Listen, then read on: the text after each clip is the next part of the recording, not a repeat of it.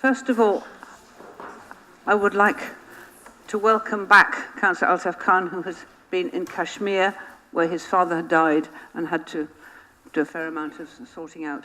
And very good to see you back again, Councillor Altaf Khan. The important notice, of course, is that tea will be at 6:30. That's the first thing.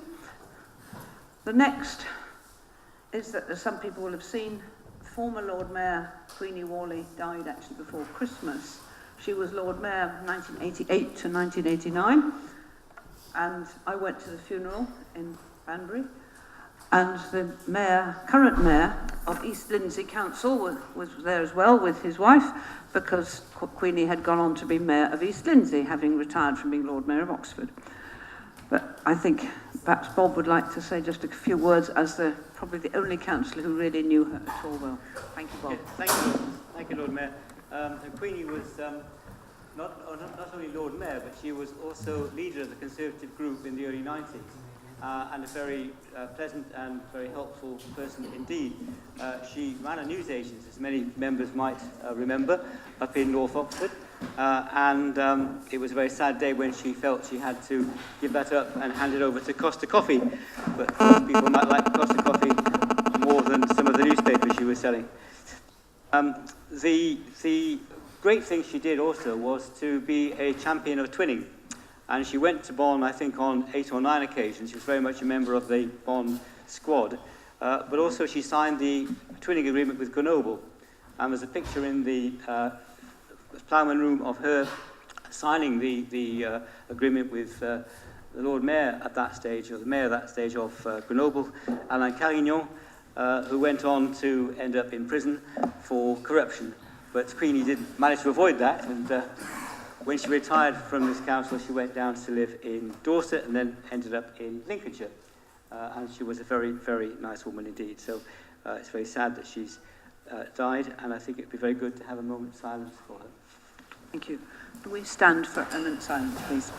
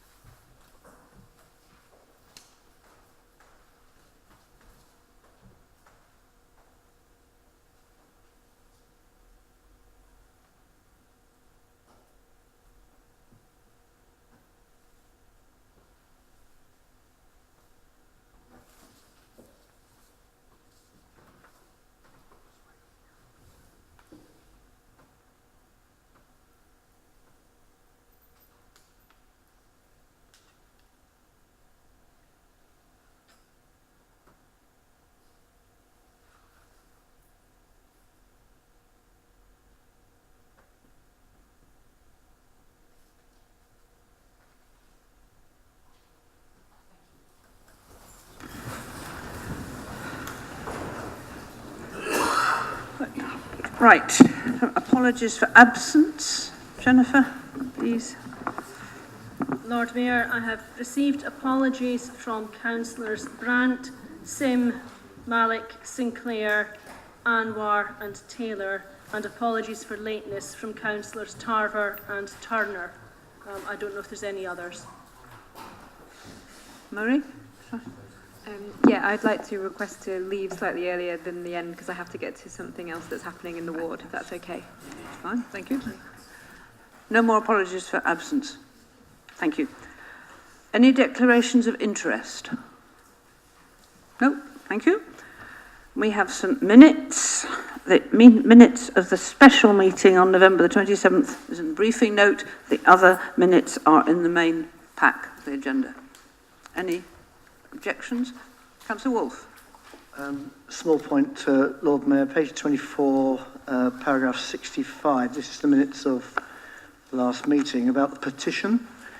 I think the text of the petition's missing from the minutes. The sentence sort of ends with stating, and then there's a gap. And my reading of it is that the text of the petition ought to actually be in there. That's paragraph 65. I can't find it now. Okay. Do you have it? Right.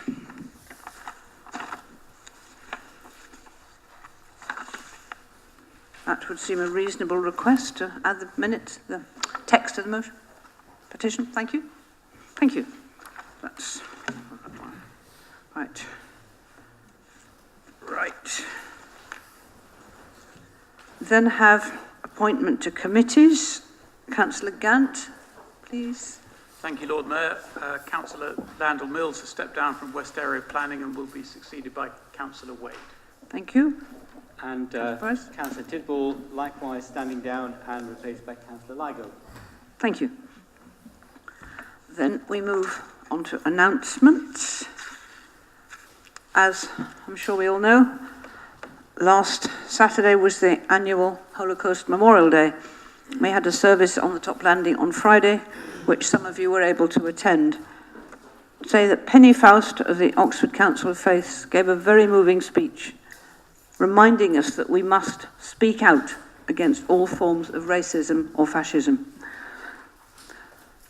It was also the first official duty of our interim city rector, the Reverend Charlotte Bannister Parker, who I'm delighted to say has agreed to step in until a new city rector is appointed, which will probably be late summer or autumn. These processes take a long time for the church. But I'm delighted that Reverend Bannister Parker is able to step in. She's very sorry she's not able to be with us today, but she will be here on February the 14th for the special council. And on Friday evening, some of you will have seen, we held a reception at which Bill Heiner was presented with a certificate of honour for his services to the city. It was a very special occasion, with many anecdotes from the past 30 or 40 years, and that shark did get a mention. He was in remarkably good form, and we wished him very, very well, and very, very pleased that Bob had suggested that this should be done for him. Thank you. So, Sheriff, do you have any announcements? No, Lord Mayor, I don't have any. Thank you. Councillor Price? Yes, Lord Mayor. I understand that I haven't done what I thought I'd done, which is to announce the civic officers for 2018-19. So I will fill that particular gap. That's possibly my last contribution to the leadership role, and announce that in reverse order. The Sheriff next year will be Craig Simmons. The Deputy Lord Mayor will be Councillor Malik, and the Lord Mayor will be Colin Cook. Thank you. Right.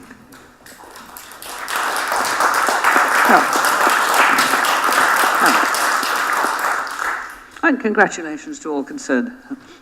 I hope they're looking forward to it. We have a vacancy for council leader, I see, because Councillor Price maintains that he's already resigned. He wasn't going to announce a resignation again. So we do need to elect a new leader. Can I have nominations, please? Councillor Tidball. I'd be delighted to nominate Councillor Susan Brown. Thank you. Is that seconded?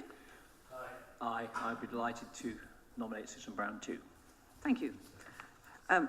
Council should now vote on whether they accept this nomination. All those in favour? Actually, I'm not going to vote in favour. No, I'm not. That's right. Sorry.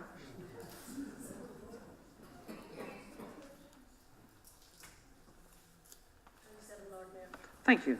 Anyone against? No? Abstentions? Yeah. Okay. Thank you.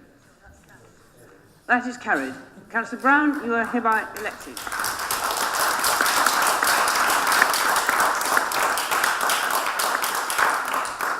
Would you like to say a few words?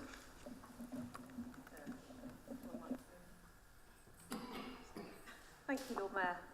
And first of all, I'd just like to say a huge thank you on behalf of Council to Bob, who has been a fantastic leader for the last 12 years and been a councillor for 35 years, which I think puts everything into perspective. He is, of course, a hugely difficult act to follow, so I'm not going to sort of spend too long now in trying to give him an adequate tribute, because it would take too long on a very crowded agenda, but I'm sure that people in this council will want us to recognise Bob's service to this council properly, and you know, we will make sure that we do that in future. I do have a few business announcements to make in my role as leader of council.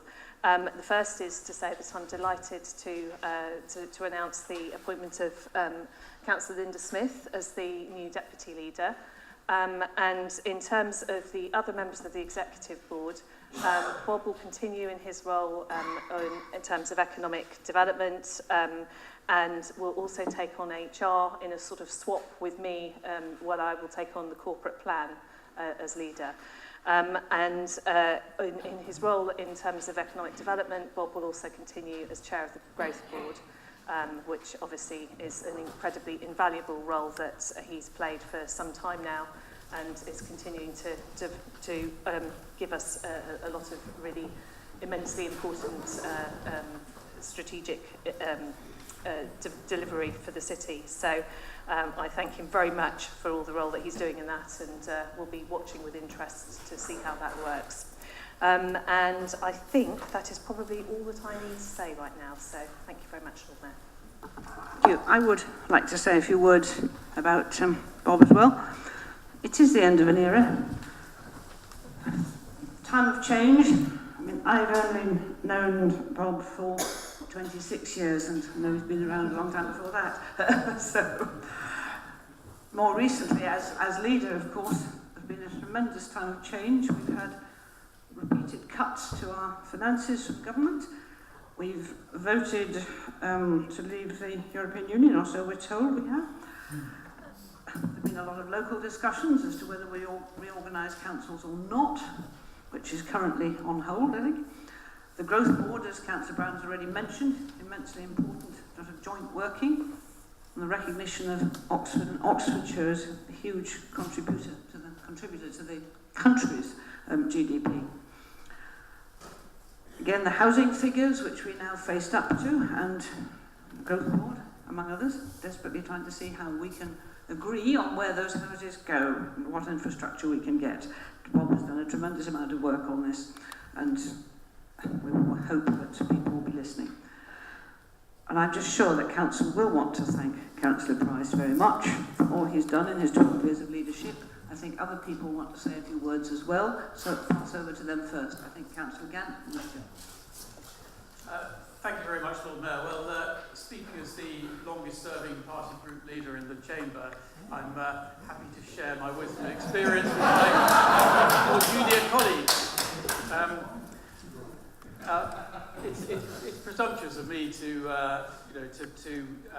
talk about Bob's contribution, having only been here for the last 4 years of that long period.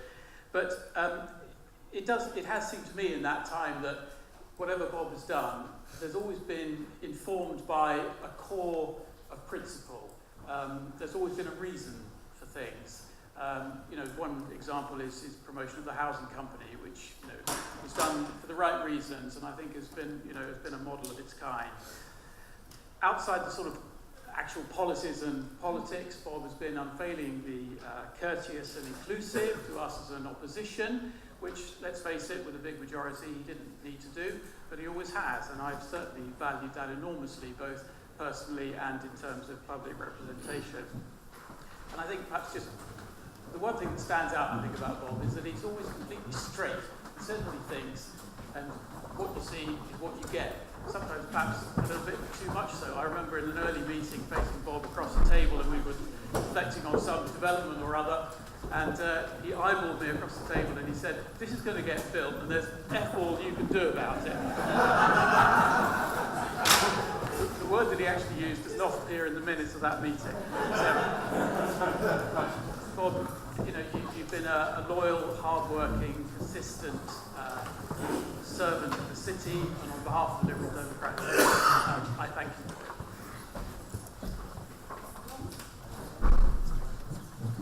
Yeah, thank you, Lord Mayor. Just want to say a few words. So, really echo a lot of the sentiments Andrew was sharing. I think it's fair to say that Bob has been a very, very successful leader of this council. And also, he's represented the city, and been an ambassador to the city, at many levels at Whitehall, internationally. A lot of the work that we see is going on, what we know is going on, and with our neighbouring districts. think, your work is always done with intelligence, with command of your brief, and I think quite a little bit of flair in there as well, I think, which wins people over. And I think it's also, the point Andrew is making, I think you also personify quite a lot of the values that matter to this city, and I'm thinking particularly around issues like diversity and tolerance, and Oxford's hardwired sense of fairness, which I think runs through a lot of the work that we do here. A couple of particular examples.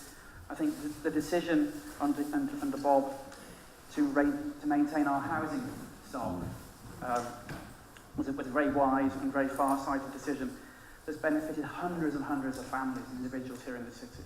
I'm thinking about the work that we've done around supporting Syrian refugees. That's shown, which again under Bob's leadership, has shown the city in its best light and what can be done. And also, it was a pleasure campaigning with you on the Remain campaign. I think we had, we just felt that was absolutely the right thing to do. And I think this example of standing up and fighting for what really matters for Oxford. And where we've had our political differences, they remain political. We never got personal, and I think that's really important to understand. And as Andrew was saying, you've always been willing to listen, even if you don't agree. I've appreciated the fact that you've given the time to listen to arguments. So I guess here on the Greens, we add our voices to the appreciation and recognition of your outstanding commitment to public service. And we wish you well. A round of applause for folks.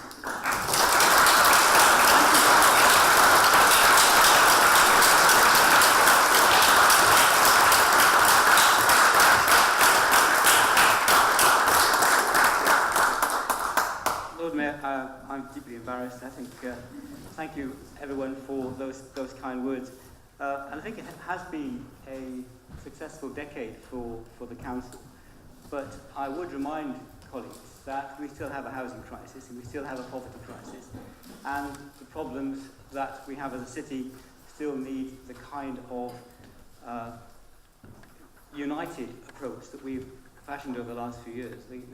The commitment to fairness, the commitment to actually use our policies and our resources in a way which tackles those underlying issues, which are really the Achilles heels of the city.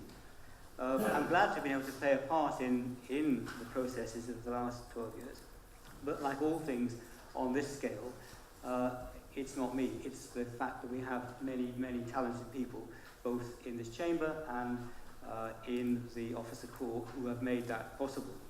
And I think it's that collective contribution that I think is the most important thing, working together and being able to work between officers and members in a constructive way to tackle those problems.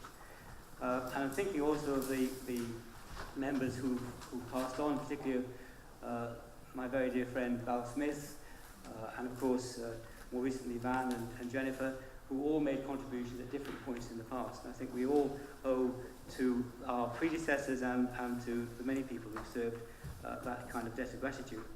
Last Friday we said goodbye to Graham Borton, who was an employee of this council for 47 years and ended up, as you know, as Director of City Works.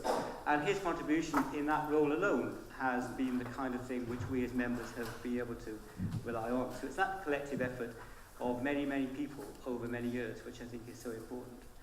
And the team will carry on, and I think what I would hope is that in the next period, that spirit of integrity, spirit of fairness will continue to rule this council. Just to finish, and I'm a bit indebted to Tom Hayes for this observation, it is very nice that in this 100 years of women's suffrage, 100 years since the first Labour councillor was elected in Oxford, indeed 100 years since Olive Gibbs was born, that we now have female leader, female deputy leader, both from the Labour Party as the leader of this council. Thank you very much. Right, I believe it is Councillor Brown who will be presenting the council tax reduction scheme as it is your portfolio. I move the report, Lord Mayor. Any questions? Councillor Simmons? Yes, thank you very much. I mean, we'll be supporting this because it does seem, obviously we've discussed it at Finance Panel and Scrutiny, And it does seem a very reasonable response to, a scheme which it's great as a council, one of 30-odd councils that still maintains a council tax reduction scheme. And as revenue support grant drops off, it's important we continue this. But I have a couple of concerns that I'm hoping Susan can address.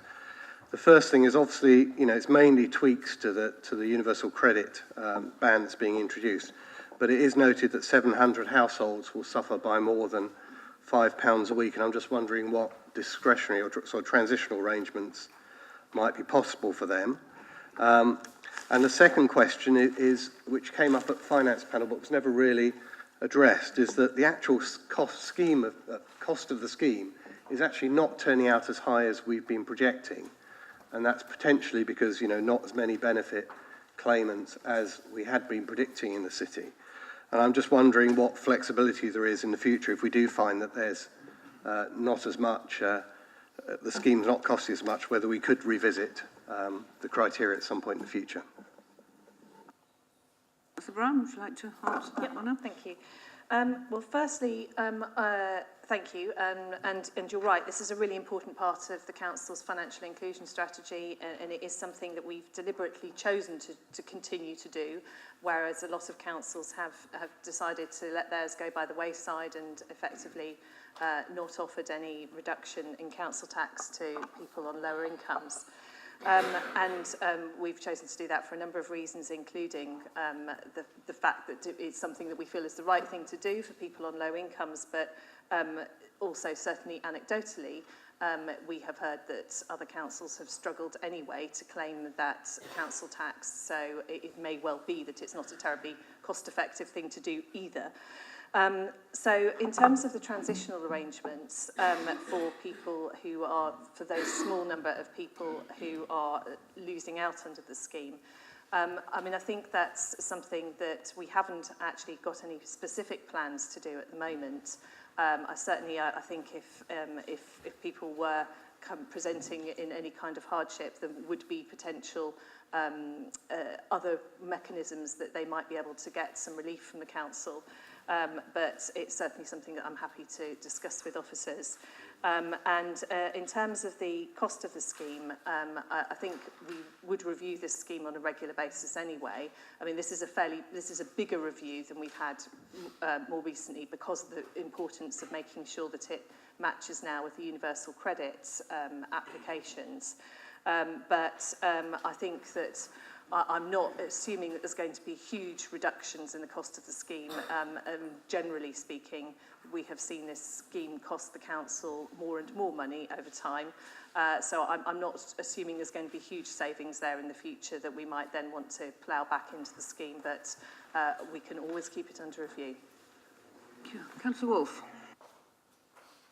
Thank you, Lord Mayor. I'd like a bit of help with one particular aspect which worried me a bit, and whether it's something we need to be watching a bit more closely.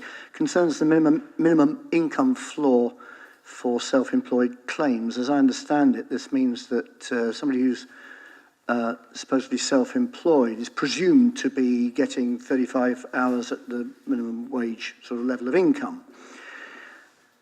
Maybe this relates to what Craig just said about, a number of benefit claimants has dropped, and meanwhile, I think, as I understand it, the number of self-employed, inverted commas, people has shot up.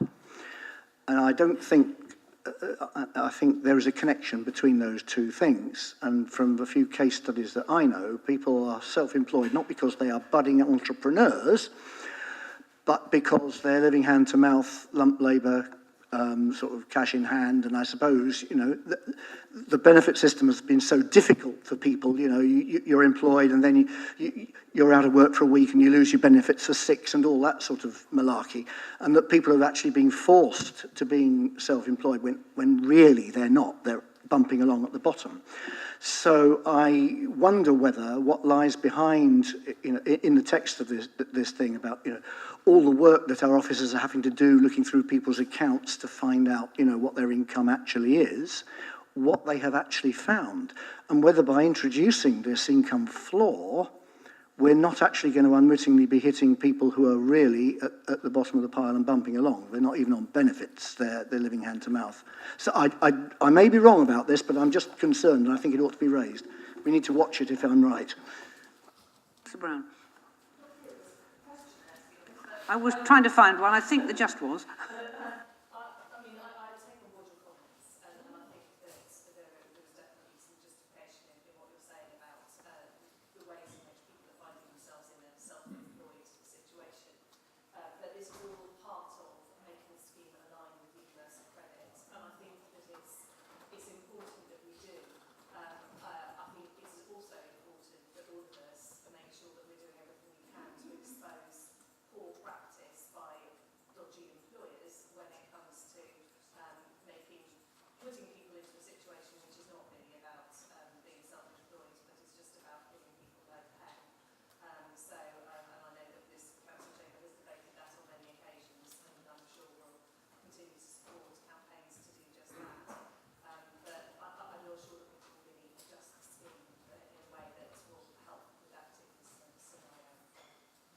Any statements?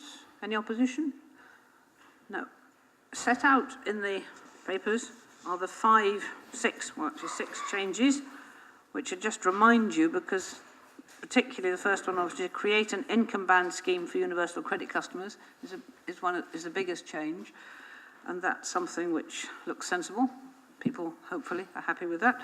Then removing the second adult reduction provision, limit backdating to 1 month, introduce a minimum income floor for self-employed claims, reduce the period where someone can claim whilst abroad, and remove the family premium for new claims. Those are the changes that we've been asked to approve. Can I see all those in favour?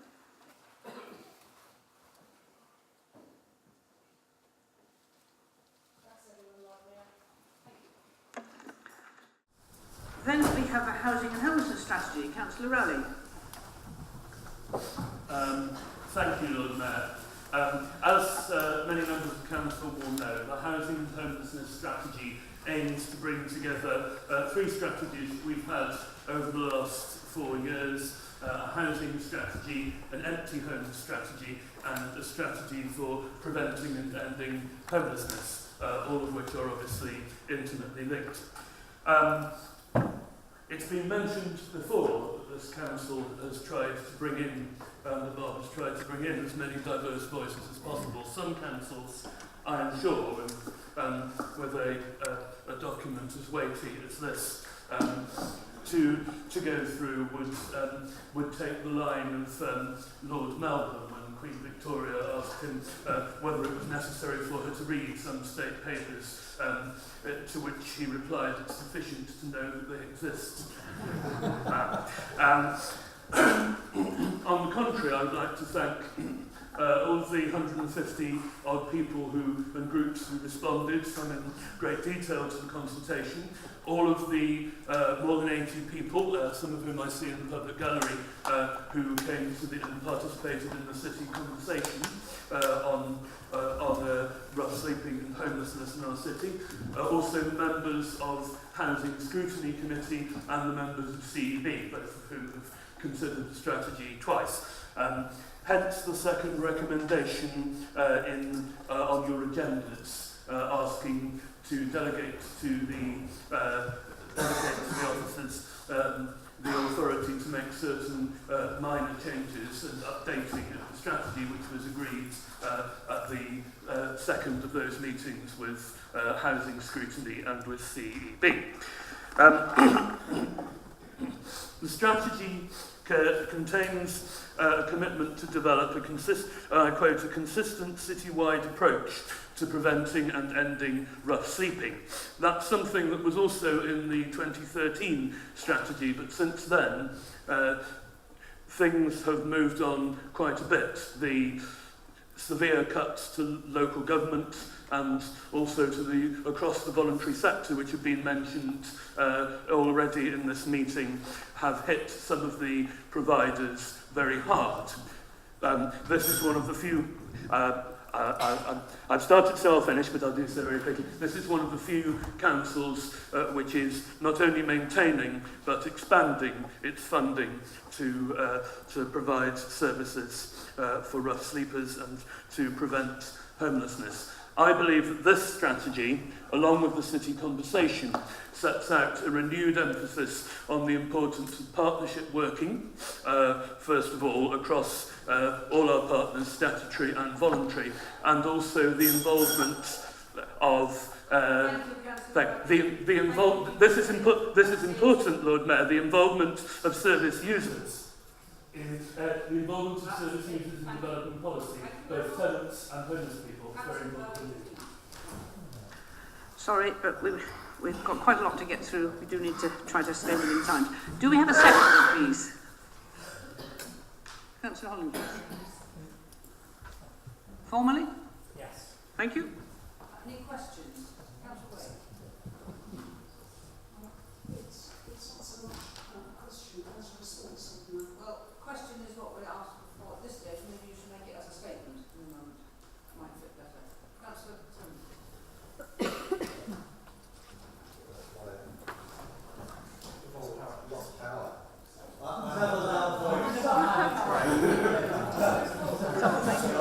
Have gravitas, which is more important. Thank you that power is on, not that I needed it. So I have two questions, and I thank you for bringing this refresh strategy to council, and it does address some of the gaps in existing pathways, so there's definitely improvements in there. So I have two questions really. Is one, the big conversation was frankly a little bit late in the day, November 2017, when we had a statutory duty to refresh our strategy in 2018. And in fact, if we don't approve it at this council, then we're potentially in breach of the Housing Act 2002. So I'm just wondering, what's the plan for making sure that all the great people and the hard-working people who've been doing a great job at the big conversation will continue to improve and refine the strategy? That's one thing. And I guess my biggest disappointment, certainly shared my group about this, and I'll frame it as a question, but in paragraph 5.53, it says quite rightly, there remains a concern about those who have no local connection to Oxford, etc. And it says we will need to explore the options to feasibly accommodate and support individuals to ensure they no longer need to sleep on city streets. Now, none of us here could disagree with that, but there's no real detail about what options will be pursued. So my question is, what options are we looking at to deal with those without or perceived not to have a local connection? Mr. Rowley, do you wish to reply? As briefly as you can, please. Briefly, Lord Mayor. Thank you, Craig. This council, as you've rightly said, has to renew its housing and homelessness strategy every so often. It seemed to be a good idea to try to bring together all of our partners, campaigners, and people with lived experience of rough sleeping at the same time as we did so, rather than at a different time, so that it could have an impact on the development of the strategy. As you know, the hope is there is a steering committee which is not led by the council, but involves the council, which is currently drawing up the parameters for a partnership on rough sleeping. We hope that they will report in April, and the partnership will quickly be set up. As for no local connection, we are looking at that with our partners. A number of options to be explored. The one that has come to fruition so far is working with a number of the city centre churches, to whom I'm very grateful, to provide winter accommodation every night, which you don't have to have a local connection to Oxford to access. I'm hopeful that that can be built on and expanded, and I'm very grateful to the more than 200 volunteers who have taken part or signed up to it so far. Councillor Thomas, you have a question. Yeah, thank you, Lord Mayor. So I've enjoyed working with you, Mike, on building this strategy up, and again, appreciate you've been in listening mode, and that is reflected in the strategy. I've got got a question which is basically underlying the strategy, particularly around rough sleeping, is an assumption that engaging with surrounding councils, surrounding districts, is going to have positive effects. They'll take on some responsibility. My question to you is, and my own personal view is that's not, you're asking a lot of people I don't think will help us, but if they don't come forward, at what point are you going to revise a strategy which could potentially leave many people on our streets if our partners don't come forward and help? Thanks, David. The council, as you know, has a service which tries to reconnect people with councils and with communities and with organisations that can help them in the areas that they've come from. In many cases, that is much better for people who would like to move back to their own communities and to places where they have support networks. This is not saying that we will simply wash our hands of you if we can't, if our approach to those services is a complete failure. However, it is the case that councils in areas where people become homeless have a statutory duty. They legally have to help people, and that has been strengthened, thankfully, in the Homelessness Reduction Act, which we've strongly supported, I think, cross-party in this council. So, as well as helping people in this city, which we will always do as much as we can, there is also a role in us trying to make those organisations, which also have legal responsibilities to people who become homeless, fulfil those responsibilities. Thank you. Councillor Wade, a statement. Yes, thank you, Lord Mayor. Our group supports the adoption of the draft Housing and Homelessness Strategy, particularly because some of the amendments to it come from our group. We are still concerned that, in fact, three very major areas of policy, housing, homelessness and empty homes, have all been lumped together in the same document. We think it would be more manageable if we had three documents. There would be some crossover between the three, but it would be much more manageable as a thing for members of the public and for indeed members of the of council to handle. We are aware from the petition presently circulating of the powerful concern of Oxford citizens about community cohesion, which is a very serious problem and a growing one in this city, and finding a better way of life for those on our streets who are also our fellow citizens. While we are delighted that, courtesy of the CEB, the aspiration that nobody should have to be homeless or sleep rough in the city is now the first bullet point in section 5 of the homelessness part of the strategy, we worry that it's just an aspiration.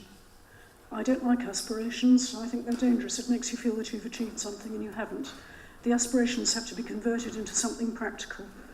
And my concern that I want to voice now is about CPNs particularly. The concern is that community protection notices should be a last resort. They are intended to protect the community, and that is not something that we have a great need to do. What we have to do is to look after our homeless, and particularly the rough sleepers. The use of CPNs became an issue in July, and I don't need to tell any members of the Chamber what happened then. We would like to see attached to the Housing and Homelessness Strategy a policy document, a legal policy document prepared by lawyers, attached as an appendix to the strategy, which sets out the legal process before a community protection warning and then a community protection notice is issued, and the requirement that any community protection protocol should be signed off both by the head of legal and both by the head of service. These things need to be dealt with when they have to be at a very high level, and at the moment, although legislation is referred to in the small print in the strategy, it's not really handled. It can't be ignored. Thank you. Councillor Rowley? Thank you. On the point about having a single strategy, I believe that, as I've already said, rough sleeping, homelessness and empty homes are matters that are intimately linked. We have It is a scandal that we have some homes in our city that are deliberately being left empty while there are people sleeping rough on the streets. The number of long-term empty homes since Bob became leader of the council, has reduced from 900 to below than 400, but it must be, I know you don't like the word an aspiration, it must be an aspiration to reduce it to 0. And we don't just want to find beds in hostels for rough sleepers and homeless people to sleep in, we want to find them proper homes. So this is one strategy. CPNs are a last resort. 3 were issued because of genuine concerns about fire risk. There has been, as members will know, a significant piece of work reviewing the use of CPNs in which both the opposition party groups were invited to participate. I shan't say any more on that because Councillor Hayes has led that piece of work, but the response from the opposition has been at times disappointing. And I'll finish there. Thank you, Councillor Riley. Councillor Wolfe, I think, would like to say something. Yes, I have a short question. Dealing with homelessness particularly is hugely complex. As you say, there's a number of partners. Yes, it's a question. So it was very helpful to have the chart on page 121, which lists the supported accommodation and hostel accommodation in Oxford. As I looked through the figures there, I made that a net loss of 27 beds. Is that correct? Yes. Hello, those beds are beds to which people are nominated from outside the city. The number of beds provided for people within the city has actually increased, and as you'll see, the number of beds funded by Oxford City Council will significantly increase. Thank you. Any more statements? Councillor Gant. Just a very brief one, if I may. Can I just respectfully say that I don't accept Councillor Rowley's comment that the response of the opposition has been disappointing. We have engaged very thoroughly with the process in the way that seemed appropriate to us, given what we were being asked to do, and we'll continue to do so. Thank you. I think we, perhaps, if you wish to pursue that outside this meeting, maybe the right thing to do. Thank you. Right, so we have to vote on whether we accept this and delegate the final tweaking as appropriate. Unless you wish to say anything more, Councillor Rowley, come think of it. Thank you. Right, those in favour?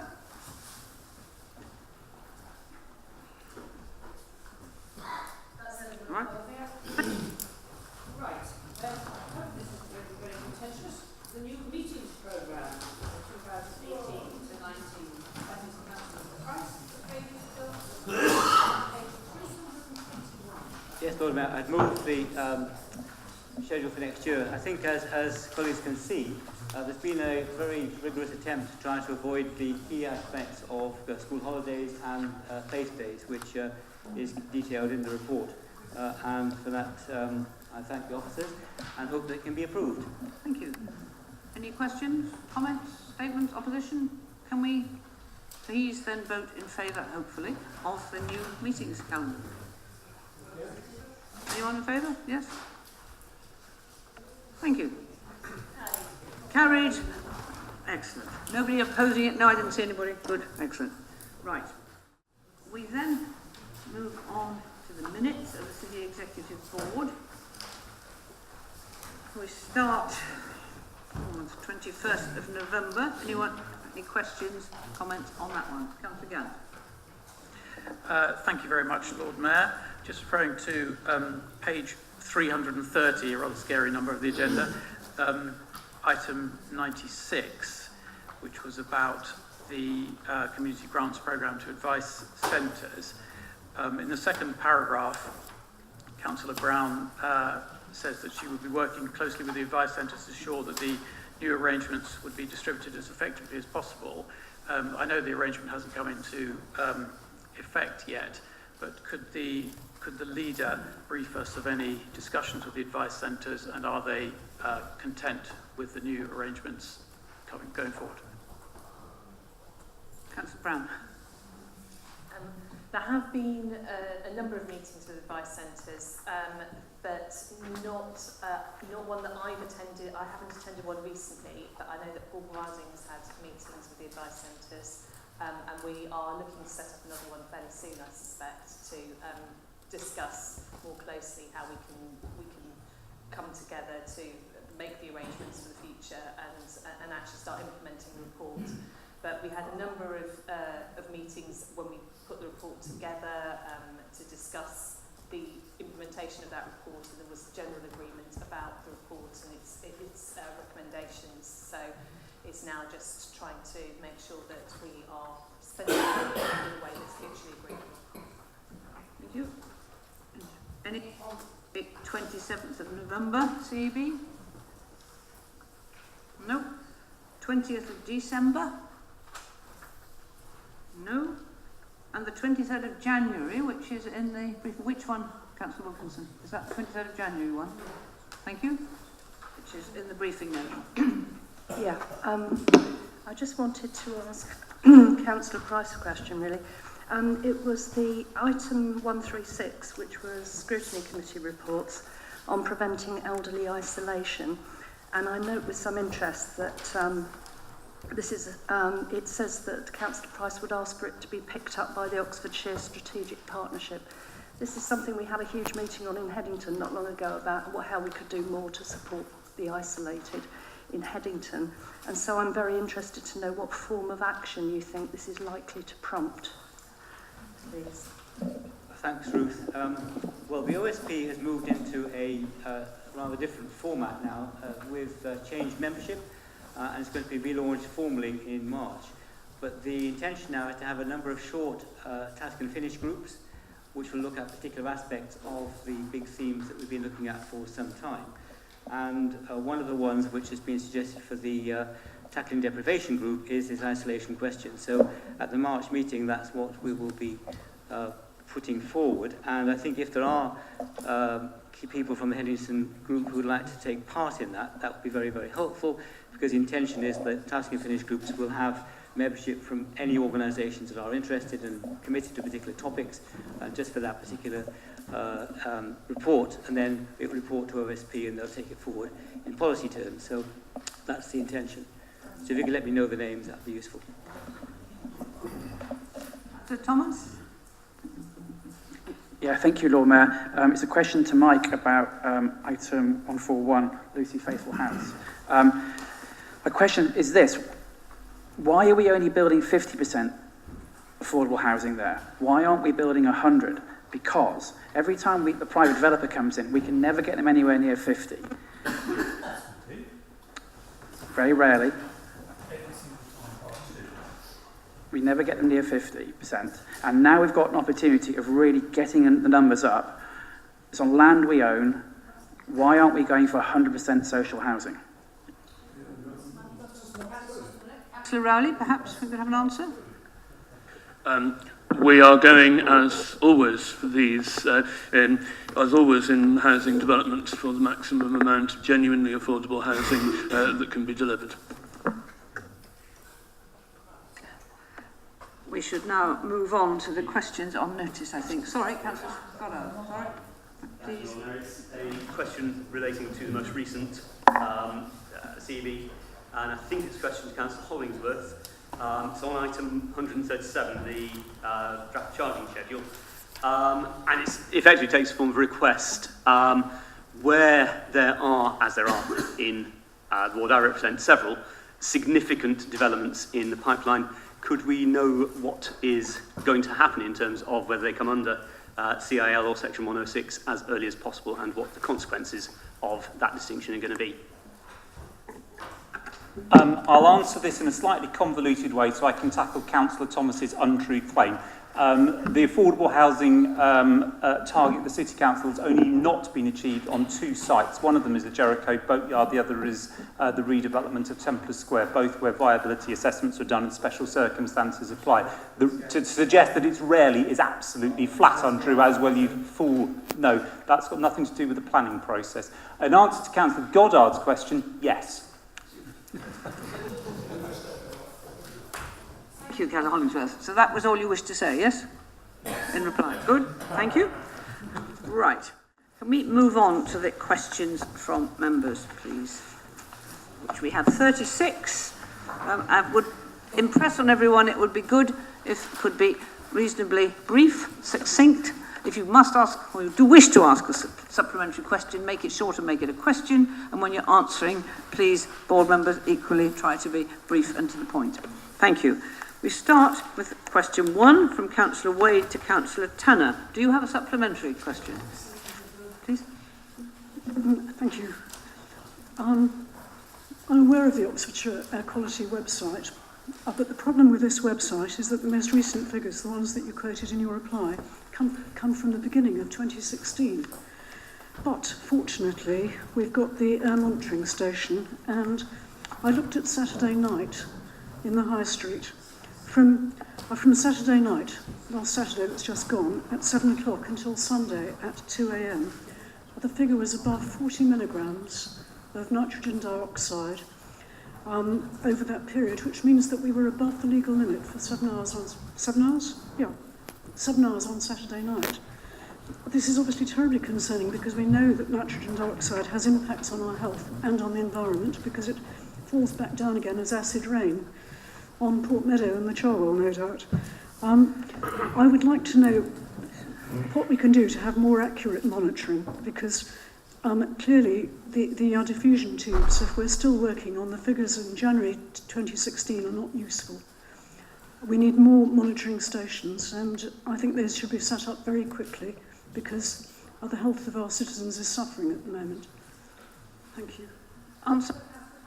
Lord Mayor, if we could get diffusion tubes which would tell us what the pollution level would be in 2026, that would be extremely useful because then we could work towards that. But we can't. We need to have verified figures, not... I'm grateful to Councillor Wade for spending her time measuring the particular pollution on a particular day, but it doesn't actually tell us anything. It certainly isn't a basis for making decisions. We need to look at long-term trends, and the long-term trend in Oxford is that pollution has fallen steadily and will continue to do so. Thank you. Question 2, Councillor Gant, do you have a supplementary? Yes, it'll be a brief one. Thank you for the answer. Councillor Tanner has compared us with other urban areas. My question was really about comparisons with other districts within the county. I mean, it's a genuine question. Is that a fair comparison, or is it harder in urban areas? Lord Mayor, I have never hidden the fact that the districts, other than Oxford, in Oxfordshire, do better than Oxford City. Indeed, I've often urged the residents of Oxford City to do better in order to match what's going on in Charwell and South Oxfordshire and the rest. And what's going on there is that levels of recycling are gradually falling back, but still not as much as the level of 49–50% that we've reached here in Oxford. So we're moving up, they're moving back, but not enough is being done in either place. All residential areas ought to be recycling 70 or even 80% of what they throw away. And I think we've got a particularly difficult job in Oxford and indeed in all urban areas, that we've got a high turnover of population. We have to train up a new cohort of people every year, particularly students, but others as well. And that makes it more difficult to achieve. But I'm just very grateful, Lord Mayor, to the people of Oxford for the recycling they do. And the steady improvement that has been going on. I hope that will continue and that we will continue in Oxford and in Oxfordshire to have some of the best recycling rates in the country. Councillor Simmons, do you have a supplementary? No question? No, thank you, Chair.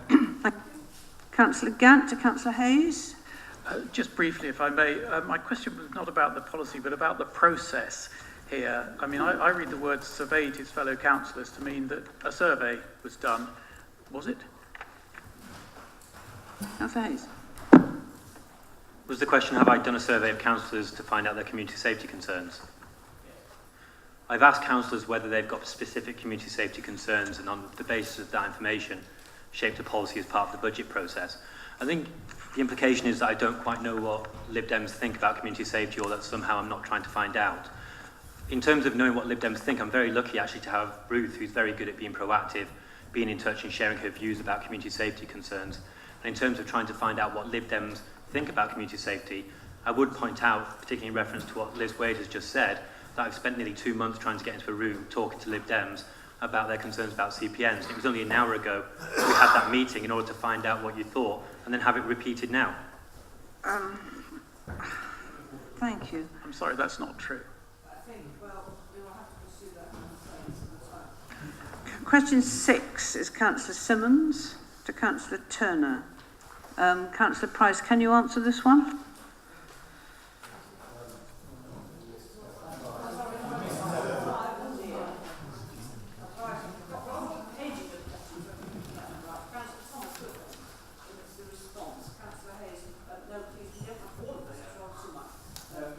Do you have a supplementary to this very long answer? Sorry, Councillor Thomas. No? Thank you. Sorry. Councillor Simmons, it is indeed the pension fund at this point. Thank you for the response, and I understand the thinking behind it, but even in previous years when we've had optimistic projections about pension funds, we've still put a provision in our budget, and I'm just slightly concerned with such volatile economy at the moment. We haven't done the same again. So will you reconsider? Well, I think the position we're in is that we don't need to do that this year. And clearly, as you say, Craig, we review it each year, and if the volatility which you mentioned does kick in next year, then there's a time for us to revise the MPFP at that time. I mean, as you know, the stock market's been particularly buoyant in the last year and a half, and we don't know whether it's going to continue or not. But the bond market is also looking pretty positive at the moment too. So it could be that we don't need to have that emergency action anyway. 7, Councillor Thomas, do you have a supplementary? Yeah, thank you, Lord Mayor. I mean, I welcome the fact you're saying by March we'll have all the new premises in Westgate. The valuation office will have done their job. But that means Westgate will have been trading for 6 months. And I think it's pretty shameful that it's taken that long to get, and we are losing out. We're having to basically bankroll this.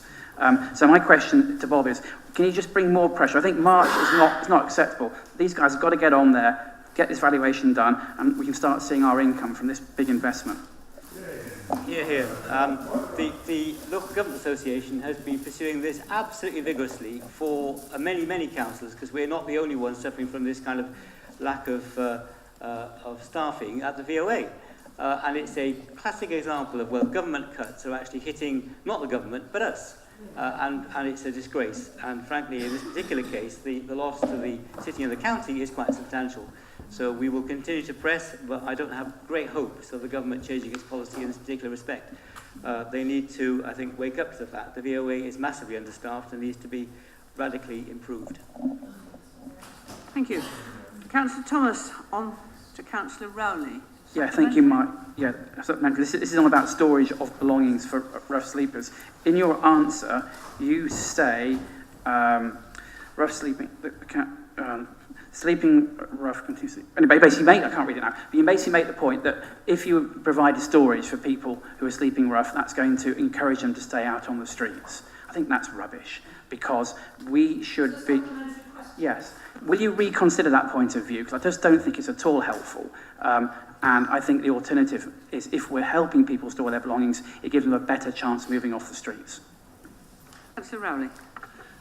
Thank you. We will, of course, keep this under review. So far, the evidence and the expert advice that we are getting is as stated. However, if the Homeless Partnership and the steering group setting it up in their discussions comes out with other points of view and other ideas, this council will of course listen to them and be led by the expert advice and with the input of people with lived experience within that partnership. Thank you. Simmons, do you have a supplementary? I do, and thank you for the answer, Mike. My question is that if, as you say in your answer, the 2.6 million of the 10.6 million for the East Oxford Community Centre housing is in fact the price for the land, which comes back to us as the landowners, why is it shown, the cost is not shown as the net, it's not shown as 8 million, in the budget, and it's shown as 10.6 because actually that 2.6 comes back to us, which still means the houses are £200,000 each, which seems a lot, but at least it make a little bit more sense. So why is it shown in the budget as 10.6 when in fact it's 8 million?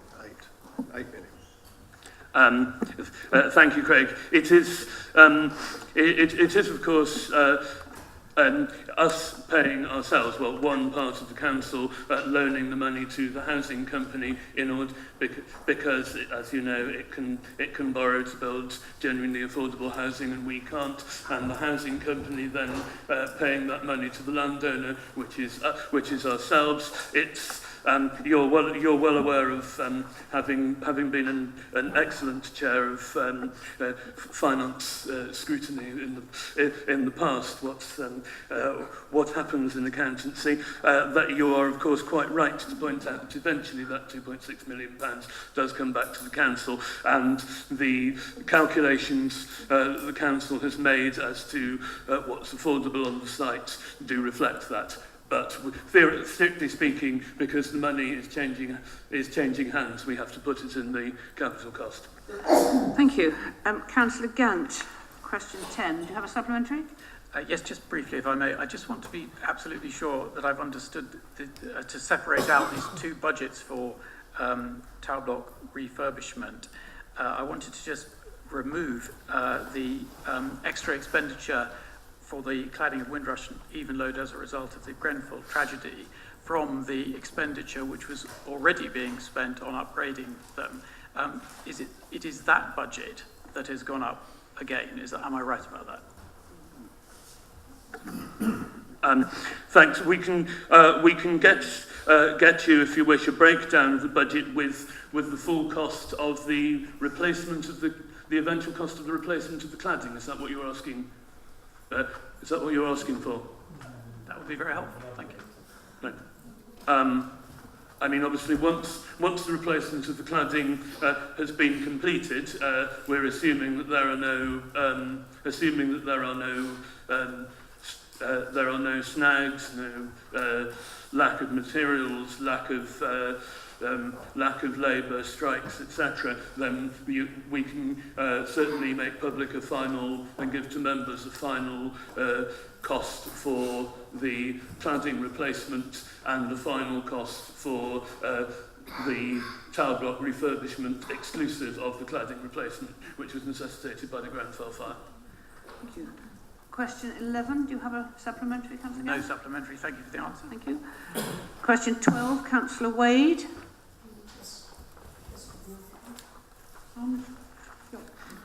Councillor Riley, it arises from your answer about small hostel provision. Same house. We had 52 beds there, and it appears from your answer that 25 beds were for people who had a direct connection with the city, so 27 beds were for people from the districts. We are now only funding 25 beds for our people from the city, but what happens to the 27 beds which were needed by people in the districts? Why are we not providing them? Maybe what we should be doing is to be pressurising districts to provide money so we can fund those beds, because at the moment nobody is actually funding beds for those 27 people who are currently homeless and on our streets.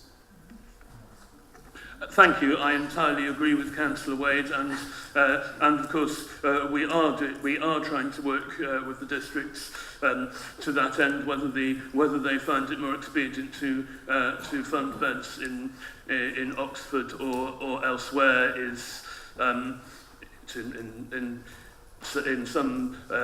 in many cases, as I've said, for reconnection with communities and networks of support, it might be more expedient if those beds are in the district. We shall continue to pressure the districts and other authorities which have a legal responsibility to homeless people to fulfil that responsibility and help the people who they are obliged to help. Thank you. Councillor Thomas, question 13. Do you have a supplementary? Yeah, thank you, Lord Mayor. This was about accessing SWEP accommodation. My question is, will you have a proper review at the end of this about the various stories and accounts of people not getting into SWEP? Because it seems to have got into a bit of a mess here. counter-arguments. I think we just need to have a proper review about how it went. And the question is, will you review it, particularly the access times? Because this business has been having to be there between 9 and 9:30. Seems very, very restrictive. Thank you. Was in a sense two parts to that. The homeless partnership may well come out with recommendations on how to improve SWEP. As ever, we will listen to them and be guided by the evidence. So I can't answer in full yet what we will do. If there is an agreement of the providers, the service users that the matter should be looked at again, of course we will. As for stories, I think that there. I mean, obviously, I have seen that some of the things and heard some of the things have been going around. I will always ask for such things to be investigated when I am alerted to them.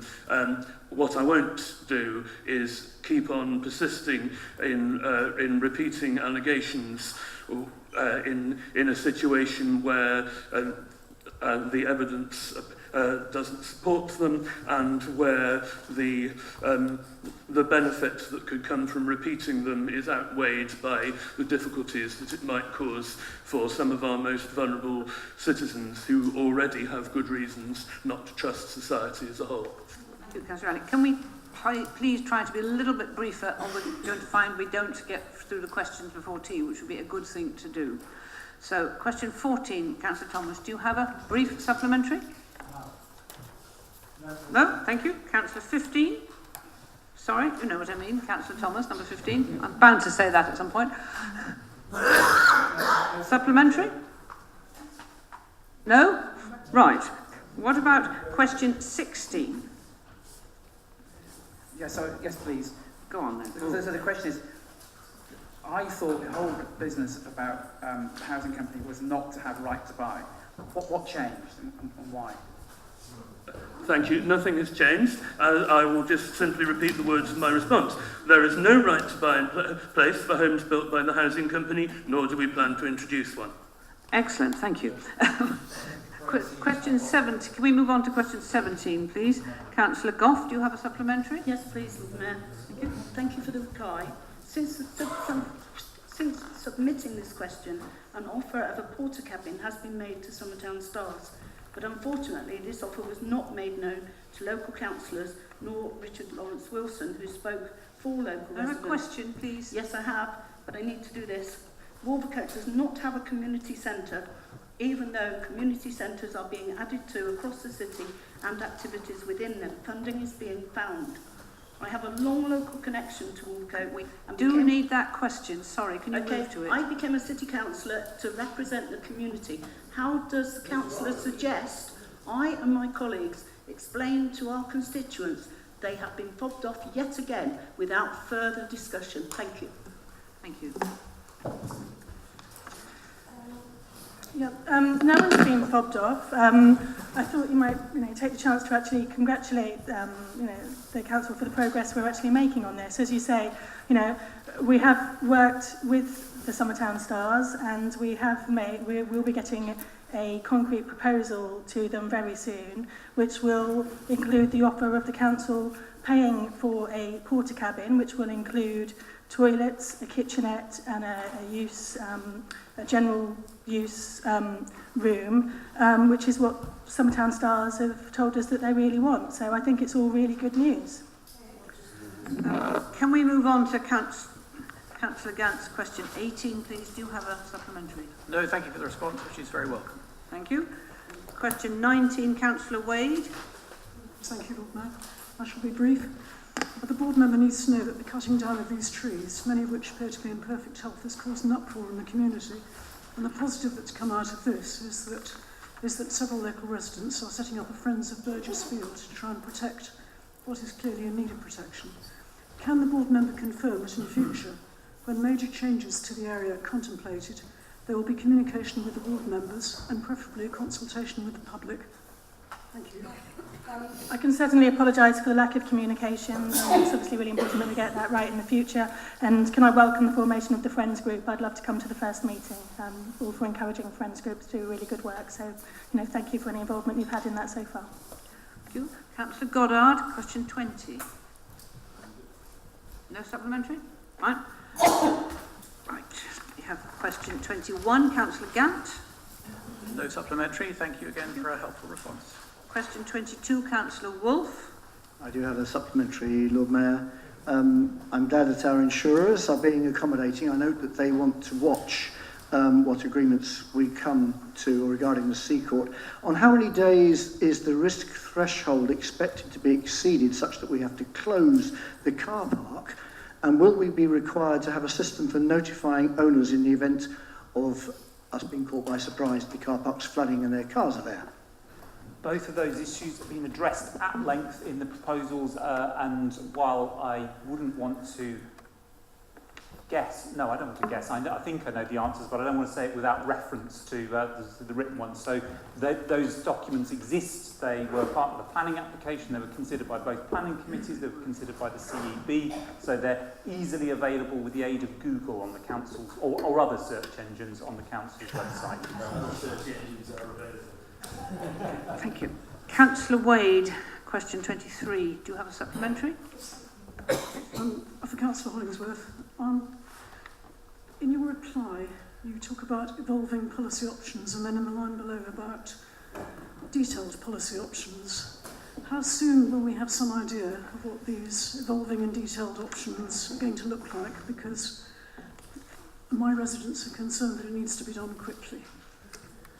No, I agree, and my residents, constituents and those who work in my ward who have these coaches immediately outside their offices are equally concerned about them. The detailed proposals, or rather the broad detailed proposals, I guess, will be in the local plan, which will be debated, I imagine, at inordinate length, and quite rightly so, by this council in the summer before it goes out to consultation. And I think it will be an important element of that debate to look at the proposals there. The detail of operationalising those proposals is something that both councils, Experience Oxfordshire and the private providers of coaches and tours have been working at for many years now without terribly satisfactory resolution. It's clearly one of those things where if there was an obvious resolution, it would have been arrived at by now. It is my view that we need to take steps which gradually make Oxford a popular destination for those people who wish to stay longer and spend money and contribute to our economy. And if in doing so we make it less attractive for people who spend a couple of hours, take a couple of photographs, but whose buses block St Giles and other streets, then so be it. I think we will have benefited as a city from doing so. Yeah. Question 24, Councillor Wade. Supplementary? Right. Question 25, Councillor Wilkinson. Yes, please, Lord Mayor. Sorry, Alex, I've reread the question. It doesn't make a lot of sense. Sorry about that. I'll try and say it again in better wording. Can discussions around the extended Section 42 agreement facilitate more power to be given to city officers to monitor and enforce poor utilities reinstatements? It's just we're having so many problems with the utilities reinstatements and we don't seem to have any teeth at the moment. I'm not sure that any discussions around Section 42 are going to give any teeth to anything. As members are probably aware, there are ongoing discussions about an agency agreement which is not under Section 42, and those discussions are very much ongoing in the sense of there is not a resolution as yet, but we look to one in due course. So I will do my best, but whether teeth can be found either in Section 42 or the appropriate bit of the Highways Act, which I can't remember off the top of my head, with regard to an agency, I will do my best, but I cannot promise. Question 26, Councillor Gant. Thank you for the response. I'm glad to see that the scheme has started to work. It's a good scheme and it addresses a serious problem. The numbers are still quite low. Will the scheme be kept under review to see if it can be made more suitable for the people who we want to encourage to use it? Certainly, and actually I think there's probably an opportunity here to look at shared ownership and to encourage the opportunity for professionals within the teaching profession to actually buy together. So I do think there's an opportunity there. I did also want to say that I hope I'm not alone in the room in saying that we have to keep putting pressure on government, because unfortunately the real issue here is that teachers' salaries have been held low. The recent reports say that actually of developed nations, our teachers' salaries have gone down 12% for those with 15 years experience over the last 10 years, as opposed to other developed countries where teachers' salaries have gone up 4% for primary schools, 6% for secondary schools. So actually we all need to keep the political pressure on the national government on this front, but certainly the review of this will continue locally. Thanks for the question. Thank you. Councillor Gant, question 27. Thank you for an extremely full and detailed response, which is very welcome. The council is still drawing down significantly less than it's contributing to the apprenticeship levy. Will that change? I certainly hope so, because I think it's really important and a really good scheme, and I think there are bits of the council works really well, and I think we need to do more.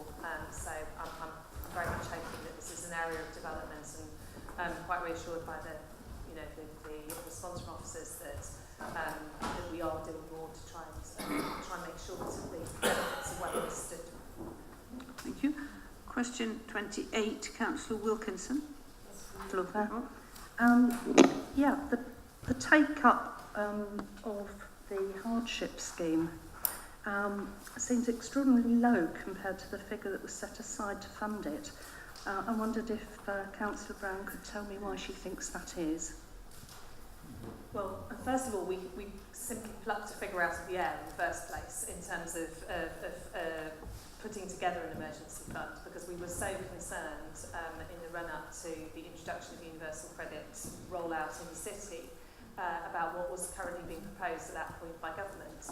I'm very glad to say that the government actually listened to a lot of the lobbying which was made by not just this council but local MPs and MPs up and down the country. And as a result of that, at the point at which universal credit was being rolled out in the city, a lot of the concerns that we had about that rollout were then addressed by government. So they ended this period of not having having a week which was effectively not paid for. They increased the amount of loan that people were able to get by to the full amount, as opposed to only half the amount of credit. And I think that it is probably the case that some of those changes have actually helped people who might otherwise have been beneficiaries of our scheme. But I note, there's a further question on this as well, so I'm trying not to sort of get into that. Do you have a supplementary on the next question, Councillor Wade? Please. This is a continuation of Councillor Wilkinson's question, really. Apart from the 10 cases, so-called, which have received £360, 22 residents have had food bank vouchers. That really concerns me, because this will be people or households who haven't got enough to eat. I wondered if there was a protocol, or if there isn't, whether there should be a protocol, so that we know how people in this situation can be passported to the emergency fund. If they haven't got enough to eat, then they need more money than just food bank vouchers.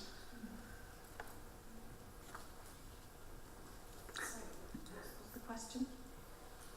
The question is there a protocol setting out how people can be passported to the emergency fund? Well, actually, I'm sort of referring you back to the previous question, because that is what sets out the protocol. I understand the concern about people being given food bank vouchers as opposed to money. But I have to say, when we were setting up this emergency fund, which was something we chose to do because we were so concerned, one of the things that we considered in the first place was vouchers, because just in terms of it being an easy to administer scheme, in the end that isn't the way that we decided to administer the scheme. But I think the real issue here is not which way we administer particular benefits or small amounts of money that are being given to people. The real issue here is the fact that people in this city are struggling so much with the government's welfare reforms that we are being we are being put in a position where we have to choose between these different ways of helping people to just manage their daily lives. And so I would actually echo what Marie just said in answer to her question, which is that the real pressure that we need to be putting on here is to the government to say, you really need to look again at your welfare reform programme. You need to actually make sure that people have enough to live on. And that, you know, the amounts of money that you're alleging that people can pay rent in a city like Oxford is just ludicrous. So that, I think, is where we need to be putting our lobbying. And we recognise with great shame, I think, in this city, that people have to be living and getting help from food banks. We don't want people to be in that situation. We would much prefer it if people were being given the right amounts of money in the first place and were able to make their own decisions. Thank you. Question 30, Councillor Wilkinson. Do you have a supplementary? I don't, Lord Mayor, but I want to say thank you for an exemplary answer. Thank you. Question 31. Yes, please. A bit concerned about the accuracy rates in the benefits team. Do you think that it's something to do with staff turnover or retention of staff? Is that part of the problem? I think there have been issues with particularly temporary and agency staff and making them familiar with complicated systems. And I think one of the things that we have learned as part of the exercise that we've done looking at trying to improve accuracy in the team is that we need to get people who are well trained and keep them in that particular area and increase the sort of training all the time, make sure that people are confident in what they're doing. It is difficult. The degree of accuracy on a lot of very complicated decision making it is high. And obviously, you know, we're very keen to make sure that we get this right for the future, but, you know, realistically, I don't think we're going to be quite there this year. Thank you. Question 32, Councillor Simmons. Yes, thank you, Bob, for the answer.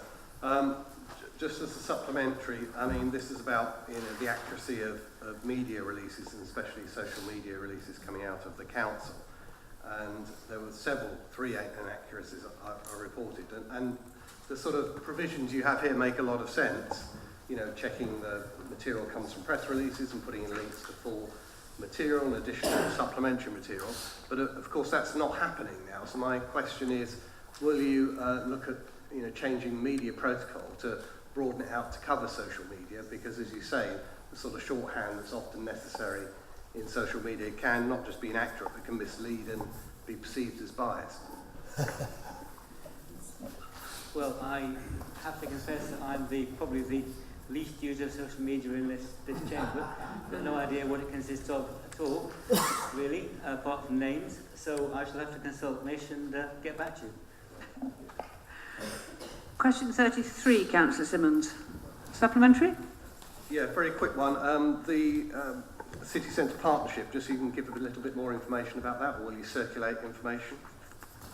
Yeah, it's a key part of what we're trying to get together, both in relation to the local plan review, but also more generally to develop the combined approach between the retailers in the Westgate and other parts of the city centre. And the intention really is to use it as a sounding board for a number of things, particularly for comments on the way in which the city centre works in relation to pedestrianisation, cycling, buses and so on, but also to talk about the wider aspects of marketing and revealing to the wider world the kind of things which exist in the city. So that group is being chaired now by Brendan Hatton from the Westgate Centre, and the intention is to actually develop it as a partnership with a number of different businesses taking the chair in succession. Thank you. Councillor, question 34. Yes, briefly, thank you for the response. It's good to know that this council is doing its bit to safeguard services. I suppose it's too early to ask if there's been any response from the county to the offer. Well, the county, to to their credit, pulled out of a large part of the trillion deal last July, the stuff which related to estates and so on. So that was already back in their particular control. And they were able very, very quickly to transfer a lot of the stuff which was still in their control to schools and to other providers quite rapidly. So we haven't had a request so far, but we are talking to them still about various aspects of the work which might come in our direction, particularly in relation to engineering. Question 35, Councillor Goddard. Yes, thanks, my Lord Mayor. Reasonably quick supplementary. The question, of course, is about the potential impacts on Oxford of a hard Brexit in a number of areas. And inasmuch as in his response, the Councillor designates himself as one of those who think that the UK may not leave the EU, am I right in assuming that he would, unlike his party leader, like to see a second referendum on Brexit, and that he would also, unlike his party leader, agree that leaving the single market is likely to be damaging to Oxford as it would be to the country? Well, we've made that clear already, Steve, as you know.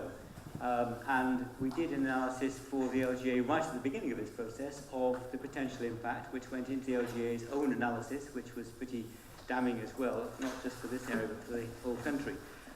So we will continue to do that as the details of any particular deal comes forward. But we still don't know whether there's going to be a transitional year or 2 years. We still don't know what that's going to consist of. We don't know what's going to happen about the customs union aspect of this, which of course is crucial for Northern Ireland and the Irish Republic. And until we do that, it's particularly useful to do detailed analyses. What I do though, is I talk to a lot of businesses all the time. In fact, we had a business leaders meeting last Wednesday, and we talk about the impact of Brexit. And it's very clear that, as we would expect, the impact on many of our businesses of the potential restrictions to internal immigrant labour from the European Union will be very significant. And that's something which you can't particularly say detail of how it's going to affect. As far as the issues concern, the single market concern, that's very clear.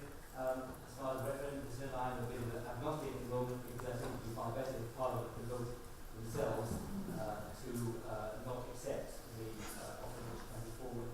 And I'm really Thank you. Last question, number 36, Councillor Wade. You have 7 minutes. I don't have to be brief, do I? Because we've got 3 minutes. Well, you could limit yourself to 2. The phrase that I keep hearing, Bob, from anybody involved in tourism is a destination management plan, DMP. They talk about it all the time. And experience Oxfordshire is clear that without a destination management plan, the tourist problem in Oxford is just going to increase. Can you advise whether the City Council will give support and, more importantly, participation in producing a destination management plan which will manage both the tourists and the residents so we can move around Oxford rather more easily than we do now? Yes, I mean, destination management plan is a many-headed beast, because it's not just a question of managing the movement around the city, but also it's a question of how you seek to link the residential aspect, hotels, guest houses and so on, to the various attractions in the city. And Experience Oxfordshire are looking at this in some detail, but they don't have the resources to actually move fast enough, as fast as they would wish to, towards that kind of planning process. They're working with the city and the county as part of the local plan review, and as Alex said earlier, that element of it will be part of the discussions on the local plan. But so far as the wider plan is concerned, the intention is to work over the next year to produce something which will look like a destination management plan, maybe not so much detail as you'd like, but there will be a plan. Thank you. I think, given that there's 1 minute left, I don't think we can even dismiss the partnerships in 1 minute. So can I suggest that we break for tea now and try to be back by 7 o'clock? Right. We have an address from Judith Harley. Hello, Judith. Hello. Thank you. You have 5 minutes. Lord Mayor, councillors, as some of you may be aware, Monday the 15th of January was Dr. Martin Luther King Jr. Day in the United States. In the US, Martin Luther King Jr. Day is a federal holiday to celebrate Dr. King's role in the American civil rights movement and in combating legalized racism. In the UK, there is little mention of this celebration or its significance. During the week of January 20th to the 27th, Oxford Town Hall hosted the Never Again exhibition to mark Holocaust Memorial Day in Oxford. This event, held in association with Oxford Stand Up to Racism, whose website states, throughout the event there will be guest speakers invited from Jewish, Muslim, Roma, LGBTQ, women, disabled communities, trade unionists and the labour movement. There is no mention of guest speakers from the African Caribbean community. Oxford City Council gives great publicity to championing the LGBT communities.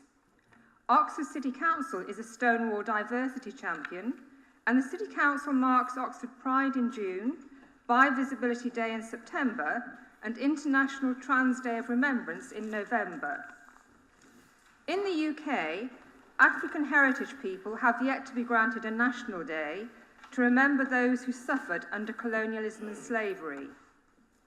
As mentioned earlier, Oxford City Council celebrates a range of days celebrating various communities. It is high time that the City Council acknowledged and addressed the challenges and limited life opportunities faced by those of African heritage in the city today. This could include an African Remembrance Day. On the Council's website, Councillor Turner is quoted, "We are proud of Oxford's position as a welcoming, tolerant city, while always aware that there is more that can be done so that everyone can feel at home here." And Councillor Hayes is quoted, "As a council, we seek to create a cohesive and tolerant community in the city and to understand the particular challenges facing different groups." It seems to me that the City Council sites are disproportionately set on championing the LGBT community, whilst the city's African Caribbean community are severely underrepresented, ill-considered, poorly served and generally neglected. Those of African heritage feel that they are being ignored, stigmatised and met with racism and disparity. Few of you, few of us, can possibly know what it is like to live in a black skin. My colleague Artwell submitted an address for today's council expressing his concerns that the City Council's recent public call for drug dealers to be reported will result in disproportionate, unjustified, discriminatory and racist reporting of those of African heritage. This concern is supported by the fact that the current British Oscar nominee Daniel Kaluuya sued the police in 2013 for assault and false imprisonment after being wrongly suspected of drug dealing. Artwell's address was, in my opinion, unreasonably censored by council officers. It appears that whilst the City Council widely and publicly champions such matters as LGBT issues, it fails to address its own discrimination, racism, underrepresentation and disparity of opportunity, which affects Oxford African heritage residents today. Last September's David Lammy review revealed shocking levels of racial bias throughout the justice system, concluding that the treatment of African heritage young people is getting worse.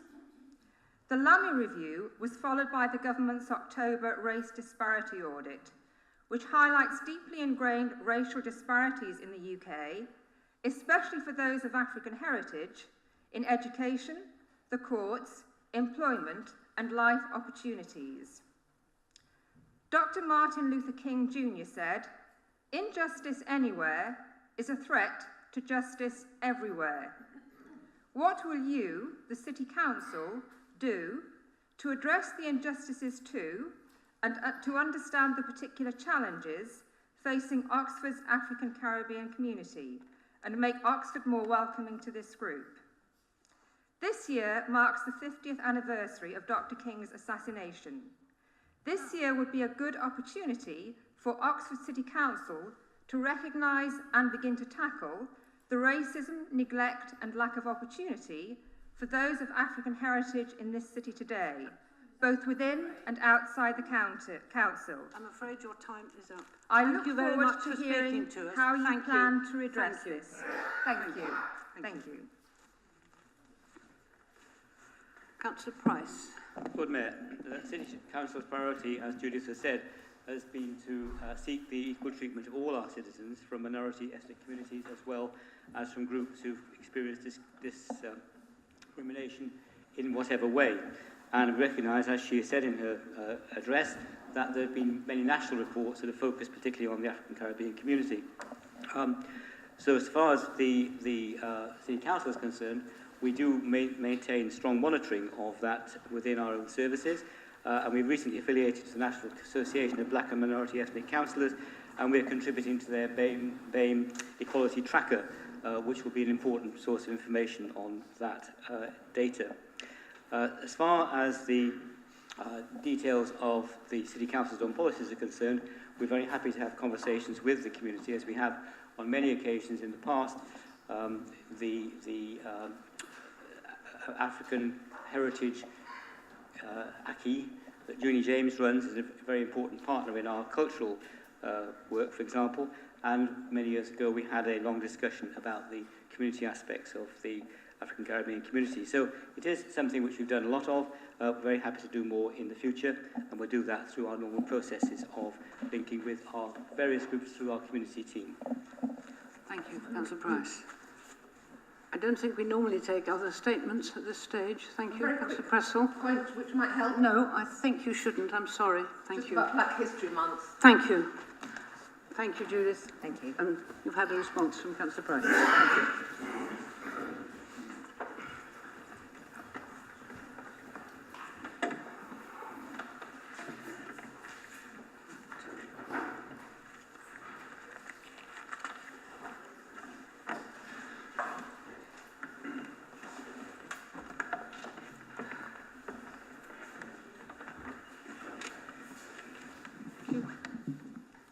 You have 3 minutes. Thank you for coming. Good evening. Due to his asthma, I speak for Mr. James Lawson, a 67-year-old council tenant, resident of Plowman Tower, which currently undergoes the major refurbishment. He was just trying to get in. Last year, in October, he addressed this council to say that the extensive works seriously interfere with his life and made a mess of his property. He has not received a written response to his address then. Only one of the councillors stood up and promised that everything will be addressed. In all this time, until now, he heard nothing back, and there was apparently no action taken. He contacted me asking what's going on. And apparently, he is not the most angry one. We hear that another resident took to attacking a Fortem worker, the contractor's worker, with their walking stick. So, if not listening to Mr. Lawson, this is what might be happening. Hence, in his name, I repeat his question from the previous address. Is it true that he does not pay for those works? And if he does actually pay in any way, why no one has ever listened or responded to so many of his concerns, even after he came here and asked other person to stand up for him and flag his problems here at the council meeting? Thank you. Thank you. Councillor Rowley, I think you will reply. Thank you, Lord Mayor. There is a full response on your briefing notes. The only thing I would add to that is that there is, of course, no excuse, however frustrated one may be, and I understand the frustrations, for attacking a worker doing their job. Thank you. Thank you. Thank you.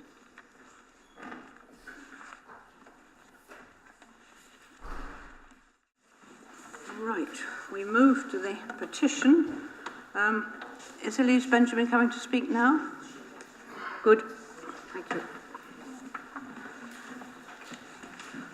Elise, welcome. Thank you. Lord Mayor, councillors. In November 2014, the West Area Planning Committee met to decide on the application for the new Westgate shopping centre. That meeting included a commitment from the Westgate Oxford Alliance in response to concerns from Cyclox that there would be circa 1,000 cycle parking spaces on or close to the development site. At a January 2016 West Area Planning Committee meeting, it was minuted that the committee were concerned to ensure that the remaining spaces for the final discharge of Condition 21 were secured.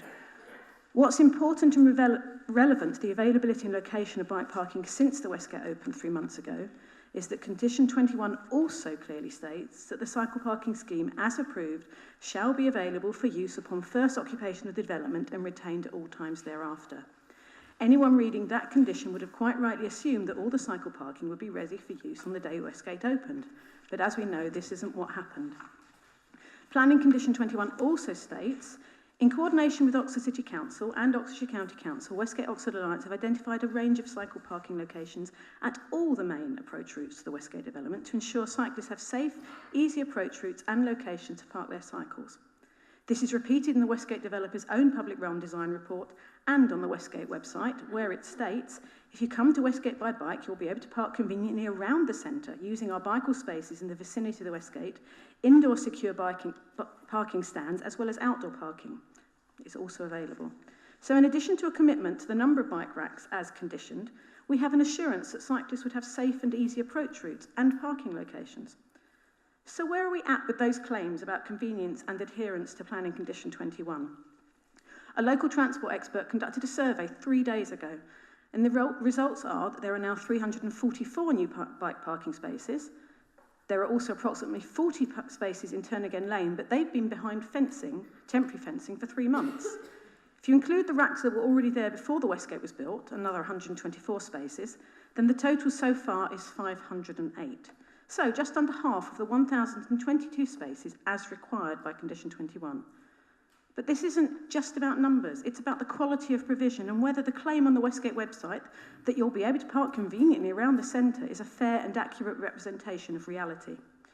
So back to our transport expert. He says, it appears that little thought has been given to what locations would be useful for cyclists, what supporting infrastructure should be provided and what locations would be unattractive. He goes on to say, it's a classic situation you often see with retail developers who have no real interest in cycling, putting in racks to pretend they're making an effort, but clearly having given no real thought other than to make sure they are out of the way of anything important. The problems he has identified include new racks being located at the rear of the Westgate, mostly around the back of John Lewis. The cycle path provision in that area does not aid access to those racks. 176 bike spaces were lost from the front of the old Westgate, and there are now no new bike racks anywhere near the frontage. The old racks temporarily installed by this council on St Ebb Streets don't really count. Meanwhile, Castle Street has lovely wide pavements that are clearly wide enough to include conveniently located bike racks, but there are none to be seen. He also states that there is no signage anywhere indicating where to find cycle parking. In fact, the only indication of any cycle parking is on a couple of maps inside the shopping centre, which cyclists won't see until they've parked. And the last time I looked, these included bike racks that don't exist. In addition, he notes that lighting is poor in some of the locations, a clear deterrent, especially for lone cyclists. He summarises by saying that racks that are poorly located, difficult to safely access and unattractive to use are just not going to get much usage and will end up being counterproductive. Providing racks in themselves is not enough. From many conversations with cyclists, it is clear that cycling is simply not a priority for the new image of the Westgate, an image supported by this council. If you need more proof of priorities, and the Westgate website has it, the information about the park and ride lists the locations and also provides a link to the council website where there is a map. Below that, under the By Bike heading, it states there is a map on the council website, but no link is given. We all know that the Westgate car park was up and running in time for the opening, and that the temporary council car park is still open. And looking at the current provision of cycle parking, it's as clear as it was last October that for the Westgate Alliance and the council administration, car parking takes priority over cycle provision. For Oxford to become a genuine zero-emission city in a couple of years, the priority has to be non-polluting modes of transport. And in what is supposed to be a cycling city, bicycles must form part of that mix. So you need to take action to prove to cyclists that you aren't simply sitting back and letting the Westgate Alliance ride roughshod over planning conditions. You need to take clear action to show that marginalising cyclists is not acceptable, and you need to ensure that all developers adhere to planning conditions. Thank you. Thank you, Councillor Benjamin, or ex-Councillor Benjamin, I should say. Thank you. Council, we are a little bit short of time. We're only 15 minutes allowed, and Elise has had 5. Could we please agree to have an extra 10 minutes so that we have 25 minutes in all? Everyone in favour? Right. perhaps we have to vote on that then, because we do have a couple of motions to discuss, and we're not going to do very well if we have over 8 minutes to do it in. I would suggest that, given this is clearly of some local concern, citywide concern, that we should extend the time of council. I would like to ask you that we can have an extra 10 minutes. Those in favour, please show.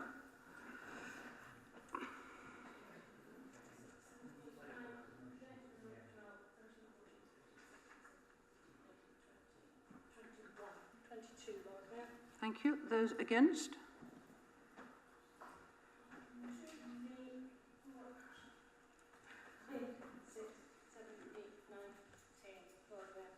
Thank you, in which case we will have an extra 10 minutes. Thank you, Jennifer, and you'll be sure to let us know how we're getting on with that. Thank you. We have, as people will see, two motions. I would like a brief proposal of Councillor Craig Simmons' motion. Is he here? Yes. If you can be very brief, we can have a more or less formal seconder, and we can have about one speaker on each side and then move to the vote. The total time is about 5 minutes, so be very succinct. I will be very brief, Chair. So we know the Westgate hasn't provided the amount of cycle parking they're legally obliged to do at the time they were illegally obliged to do so. We've heard that very clear. And I would just ask, and you can read the motion for yourself about how that's impacted on cyclists, and I won't repeat myself. What I will say and ask councillors to think of is what precedent this sets if we're willing to turn a blind eye to enforcing cycle parking at such a prestigious development. What type of message does that send out to other developers that cycling is less important, they don't need to worry about planning conditions regarding it? And the argument that I've heard that because the Westgate are intending to install racks, anyway, we shouldn't bother with enforcement. It just reinforces that point, is that you can sort of just go ahead and ignore things and the city won't enforce, they'll just let it run. And we've had 3 months of this already. So yes, the council should have enforced at the time the Westgate opened, but we are where we are and we should act and enforce now. Thank you. Thank you. Can I have a formal seconder? Thank you, Councillor Wolfe. Anyone like to speak in favour of Councillor Simmons' motion? Councillor Gant? Just briefly, if I may. May I just, firstly, if I could get a steer from you, Lord Mayor, if you wouldn't mind. In the main agenda, paragraph 10 on page 349, under this item, it says that the Head of Planning and Sustainable Development and the board member have been invited to comment, and their comments will be circulated in the briefing note. Aren't they in the briefing note? They didn't comment. Thank you. Okay, thank you. There were no comments. Thank you for the... Would somebody like to speak? Sorry. Sorry, just to say that... That's lose so much time. Okay, I will be supporting Craig's motion because I think that this council should expect its planning conditions to be enforced. I'm not suggesting we should ask officers to stand outside the Westgate and refuse to allow it to open, but on the other hand, we could have made a bit more noise about it, as Craig says, in order to set the right precedent. Thank you. Somebody speak against? Anyone wish to speak against? Councillor Hollingsworth.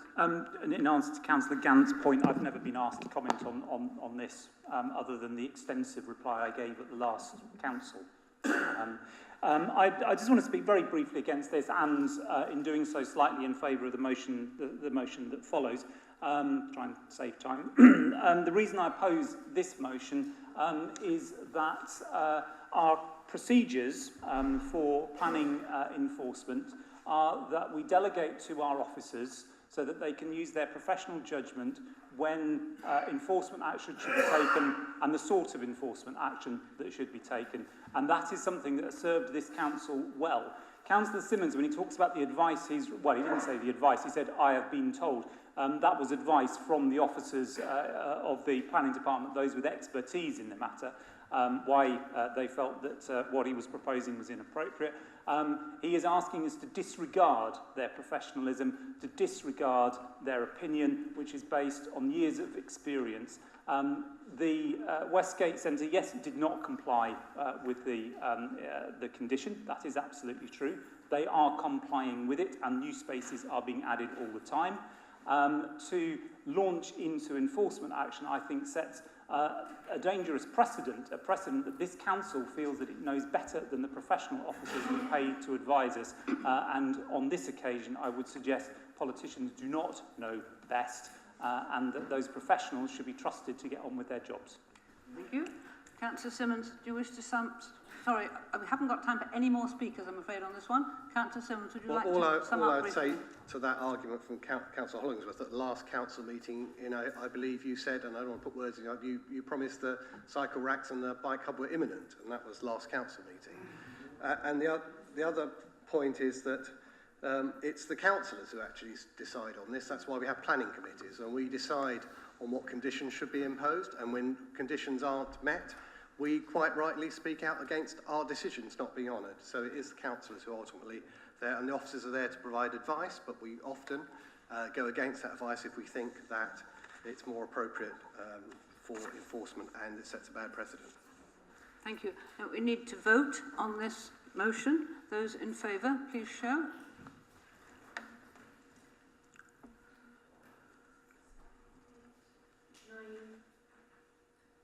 Nine in favour. Thank you. Those against?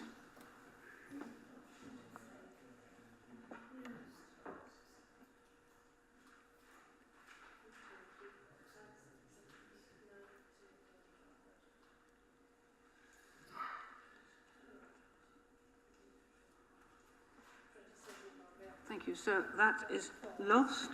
Can we please have proposer Councillor Upton, the second motion? As brief as you can, given the time.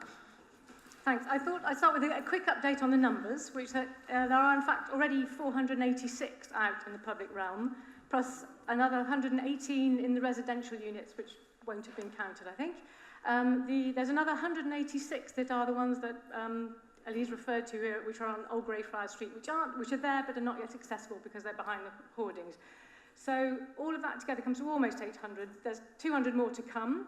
And I can assure everyone, as chair of the planning committee that imposed that condition, there is no way that they are going to be allowed to wriggle out of that. But I genuinely don't believe that they do want to wriggle out of it. They've engaged in a collaborative approach with our officers, who have now identified some significantly more than the 1,000 that are promised, which I think is a wonderful result. Like the petitioners, I do wish they had all been in October. Of course, that would have been better. But in the real world, it's pretty standard for the public realm parts to be done last. You'll also notice, the shops are not all finished and in yet. And it won't be much consolation. Well, it might be actually, but the taxi drivers apparently were furious as well last year because the drop-off zones weren't finished in time either. So the cycle parking will go in. It is going in. It always has been going to go in. Although the petition is in some ways pointless, therefore, I do think it is really important that they bought it, and I'm delighted they have, because it shows what huge support there is in this city for cycling, all things cycling. And I hope, therefore, that everyone will support the motion we put in, which outlines how we aim to ensure that not just the people who currently cycle will do so safely, but all of those who don't currently cycle will feel up to trying. This depends in large part, I guess, on the county putting in some decent cycling infrastructure, which we are supporting them to do so. The city will do what it can. I'm delighted that colleagues from all corners of this chamber have already taken up the offer of having some matched funds from the cycling budget to put in extra cycle parking in their wards. Can you bring that to a close, please? I will. So I just hope you will all support this motion about making our wonderful city great for all cyclists. Do you have a seconder? Can I do it formally, please? Thank you. Anyone else wish to speak in favour of the motion? You can have about 1.5 minutes, I would think. No? Does anybody speak against it? No? How's the time doing, Jennifer? 10 minutes? Good heavens. Goodness me. Anybody wish to rise to the occasion of speaking a little bit more? No, that's good. Right, thank you. I didn't say that, really. You didn't hear it. Councillor Upton, you don't really have anything to sum up then, do you? So I think we will just move to the vote, and we have been incredibly quick, and that's something we might practice. Those in favour of this motion, please show.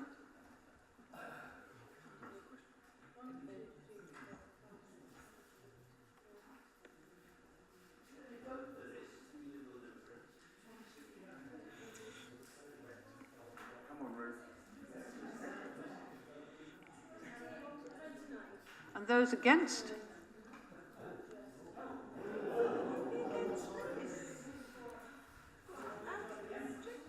Thank you. I think that motion is fairly well carried. Thank you very much. I'm glad we did have the extra time in case people had wished to say more, but thank you for your restraint. Councillor Price, this exciting partnerships report.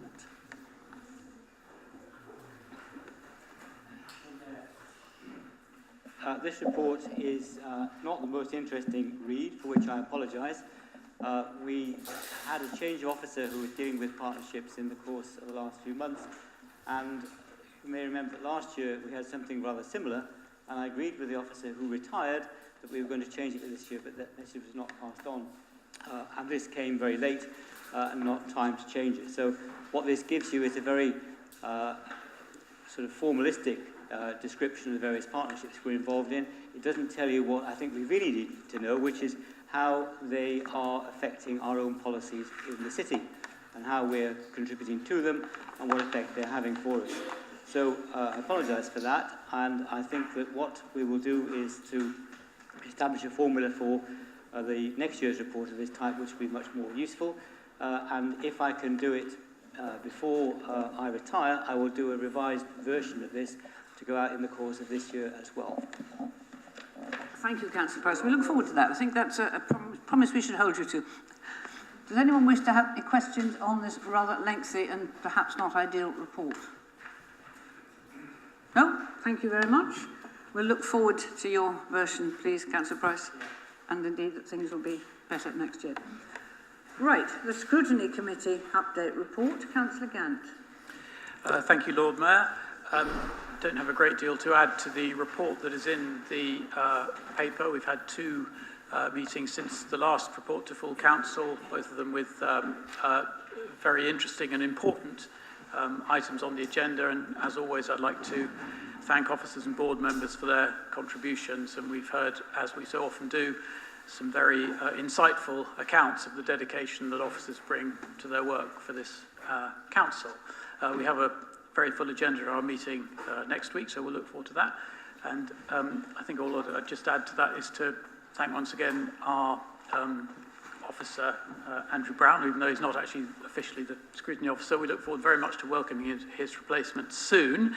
Andrew has been holding the fort short-staffed for some while now, and indeed is doubly short-staffed at the moment because our other officer, John Mitchell, has broken his ankle, I think, hasn't he? Yeah. So we wish him a very speedy recovery. Thank you. Any questions for Councillor Gant? Or statements on scrutiny, which is an important function of this council? Councillor Rowley. Thank you. I'd just like to add to what Andrew says. Thanks again to all the members of the Housing Scrutiny Panel, chaired by David behind me, for their contribution to the housing and homelessness strategy. It's not for me to dictate to scrutiny, but it's a suggestion that I've floated before. I think we are lucky to have a representative of the Tenants Panel on Housing Scrutiny who makes a very useful contribution. I hope that once the housing partnership, the homelessness partnership rather, is fully set up, a service user representative from the partnership could be invited to Scrutiny to participate in its discussions. Thank you. Any more questions or comments? Councillor Gant, do you want to? Oh, sorry, Councillor Thomas. I would say I'd very welcome that suggestion. When we tried it before, Labour didn't go for it, so I'm glad to hear there's been a change of mind on that. Great, thank you. Thank you. Councillor Gant, would you like to respond? Okay. Just to say thank you for the suggestion, and obviously that will be taken forward by the committee. Thank you. Thank you. Right. In case we can move on to the motions on notice, for which we have 1 hour. That takes us to 8:30. Councillor Thomas. Yeah, thank you, Lord Mayor. Thomas, down. We have to make sure that we get the right ones. Yeah. Okay. Yes. So I'd like to start by saying that I will accept Labour's amendment on this motion. But not the Liberal Democrat one. not Liberal Democrat at the moment, we're going to debate that. Right, thank you. Well, do you wish to propose your motion, please?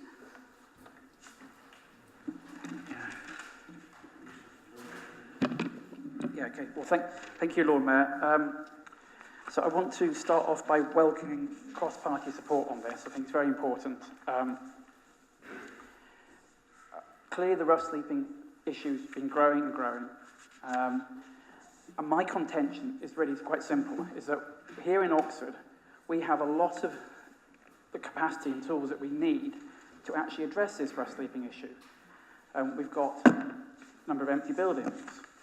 We've got the capacity and the skills within the rough sleeping community itself. We have hard-working and very talented officers here in the council. We have the potential to engage hundreds of volunteers in the city. And through this motion, we are setting out the political will, for the first time clearly, to address the problem. But in doing so, we're going to have to confront some very nasty knots in the middle of this problem that are stopping us moving forward at the moment. For example, there's an argument which goes, if we help people to whom we are not legally required, for example, people with no local connection, that will attract more people with no local connection. And we keep going round this cycle. And until we resolve that question properly, people are stuck out there with no local connection. Another issue we can look at, this is of the local connection. It's like a firewall out there between people who could be helped, have the capacity to help and want to be helped, but they can't because the local connection rule is applied. There's not enough, so little discretion that people are, you're out there and talk to people who've been out on the street now for a year, but still don't have a local connection. They don't have a connection to anywhere else, but they're here. So we need to look at that issue. And the other thing that we need to do, or we need to address, is that at the moment we're in a mentality where we see rough sleepers in this sort of... Thank you. Where we see rough sleepers in this service mentality. They're there to receive services, and if the services aren't working or they don't like the services, then it's somehow the rough sleeper's fault, not the nature of the service that's been provided. And behind that, we need to see people out on the streets. And this is hard because there's so much stigma out there as individuals, not as numbers. Thank you, Lord Mayor. As individuals, not as numbers or simply as problems. So that's why I welcome this motion, your support, because I think this will help us starting to get to the heart of these questions and work out political solutions that are keeping people out on the streets. So I urge you to support it. Thank you. Councillor Simmons, you wish to speak? Yeah, I'll speak to it now, if I may, Thank you. Chair. I'm very pleased to hear that informal commitments have been made around eliminating rough sleeping, and I believe that no one here in this chamber who's spoken to rough sleepers, I know many of you have, can fail to be moved by their plight. However, our new housing and homelessness strategy is a long way off eliminating involuntary rough sleeping. Whilst preparing for this motion, and indeed before, I took the time out to speak not just to rough sleepers, but to some of the agencies commissioned by the council to try and understand for myself, to get to grips with this complex problem and try and understand the points of failure in the current system. And what I found invariably were committed people doing amazing work, supported by networks of volunteers and generous donors. And I have to say, the Homeless Pathway seems to be working reasonably well, and the strategy refresh certainly helps address some of those issues that the people working in the area know of, and so that's a testament to the city moving forward on its strategy. What puzzled me, although there's pressure in the system, if you talk to people, they do say, well, we've got capacity issues and there's trouble. It's nothing like what you'd expect from the 400% increase in rough sleeping on Oxford Street since 2012. And that's remembering over the same time that the city's associated budget has increased little, if at all. Certainly has been at 1.4 million for several years. So why, and this is a puzzle, why are we seeing so many people suffering on our streets? And I've lived in Oxford for more than 20 years and never seen so many rough sleepers. And speaking to them, I'm convinced that none of them want to be there. There's an argument being made, oh, they have houses, they're just there. You know, they don't want to be there. And I'm sure many of you already know the answer to what I'm about to say, because indeed Councillor Thomas has touched on it. The information can be found in the very many statistics in the homelessness strategies that 90% of our rough sleepers are not considered to have a local connection. That's including ones from the county, elsewhere in the county and outside the county. For them, the pathway doesn't help. Sure, they can access day services, but amongst the homeless, they are second-class citizens. And our newly refreshed strategy does nothing decisive to improve on the local connection rules, which are frankly flawed. I've talked to many people who any reasonable person would consider had a local connection, but the city doesn't consider that they do.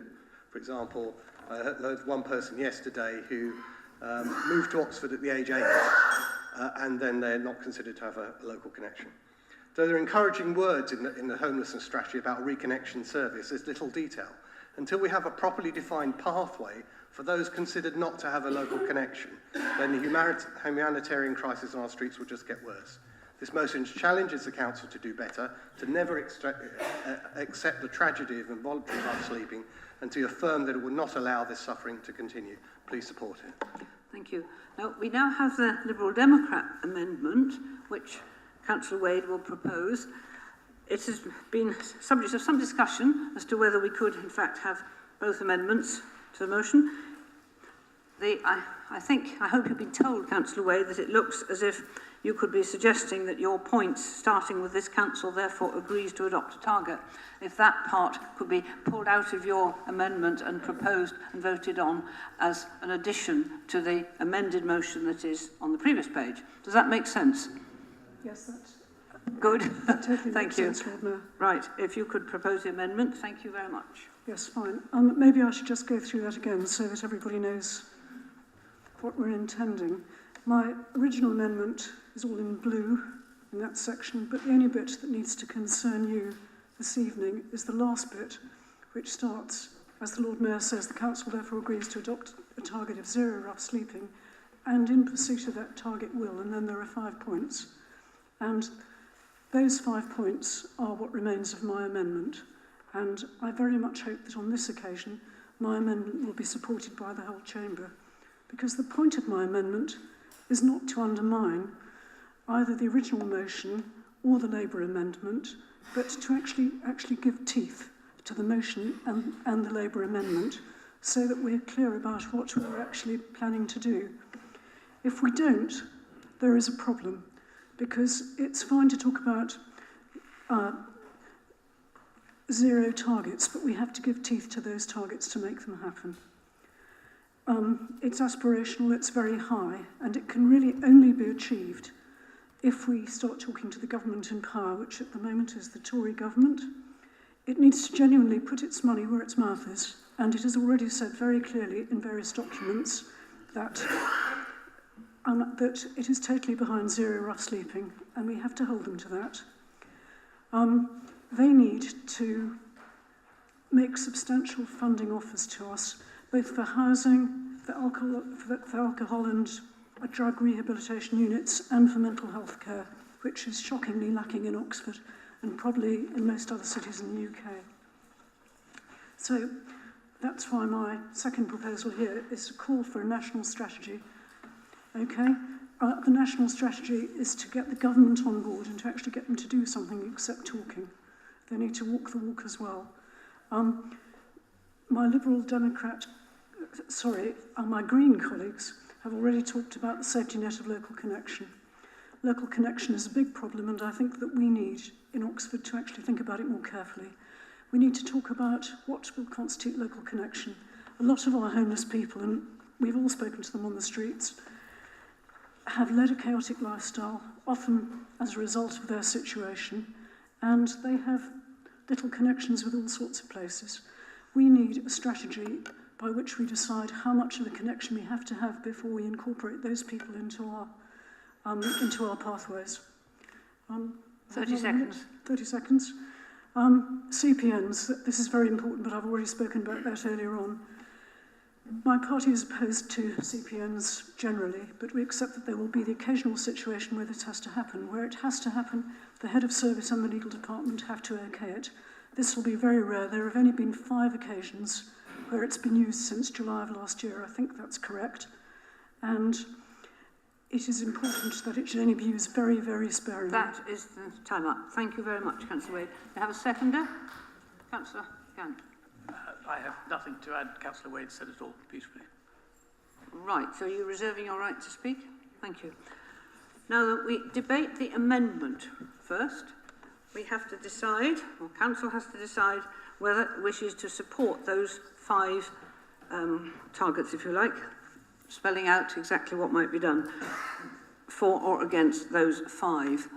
Whatever happens to that, we then debate the motion as amended or unamended and vote on that. Is that clear? So please, any speakers on the 5 points that Councillor Wade has spoken in favour of in her amendment? Councillor Tanner. Thank you, Lord Mayor. There's probably not an issue of, more important that this council will debate this year than this whole curse of homelessness and the fact that people are being forced to sleep, scores of people are being forced to sleep on our streets and in corners and in toilets and everywhere. It's clearly something that we need to take action on. I think there are some good ideas in the Liberal Democrat amendment. But what I think we need to commit ourselves to as a council is a steady reduction in the number of people who are forced to sleep on our streets. It's not something that we can wave a magic wand, even if we had all the money in the world, that suddenly the situation would improve. Because what we have seen, and I think this is a key point, is that it is government policy to put rough sleepers on the street. It's not just in Oxford, it's up and down the country. The cuts in social security, the increase in rents, the increasing number of people who do not have recourse to public funds. This is a deliberate policy, and whatever the government says, it's quite clear that their intention is to increase the number of people who are sleeping rough on our streets. And in order to deal with that situation, we've got to take on the whole panoply of government. And so it's going to be extremely difficult, but I think we can do it in Oxford because there are so many people of goodwill and of all parties who are prepared to do that. The other thing I want to say is that what we see, or what the public see visibly as people who are forced to sleep on the streets, is only part of the problem.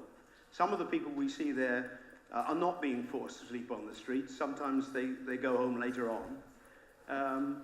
But it's the people we don't see, the people who are sofa surfing, the people who are sleeping in where we can't see them overnight, who demonstrate the enormity of this problem.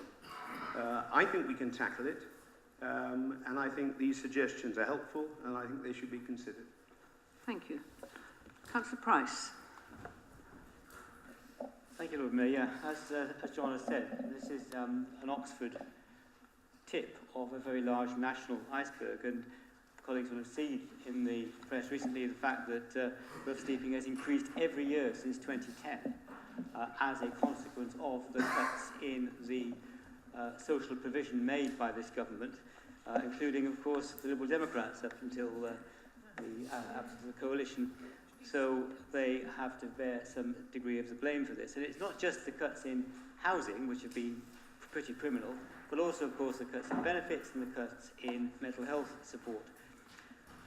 So what we have seeking to do, and David Thomas mentioned this in his moving of the motion, is to, we called it a big conversation, but it's essentially to get the parties who are the experts in this area together. You're addressing the amendment, aren't you? I'm speaking. I know you are, Councillor Price. I'm very aware of that. I'm just hoping that you are remembering to address these 5 points. Well, I'll say what I want to say. If I'm on my feet, I'll say what I want. And the intention of that big conversation is to bring people together to devise a strategy in the context of whatever national position the government introduced.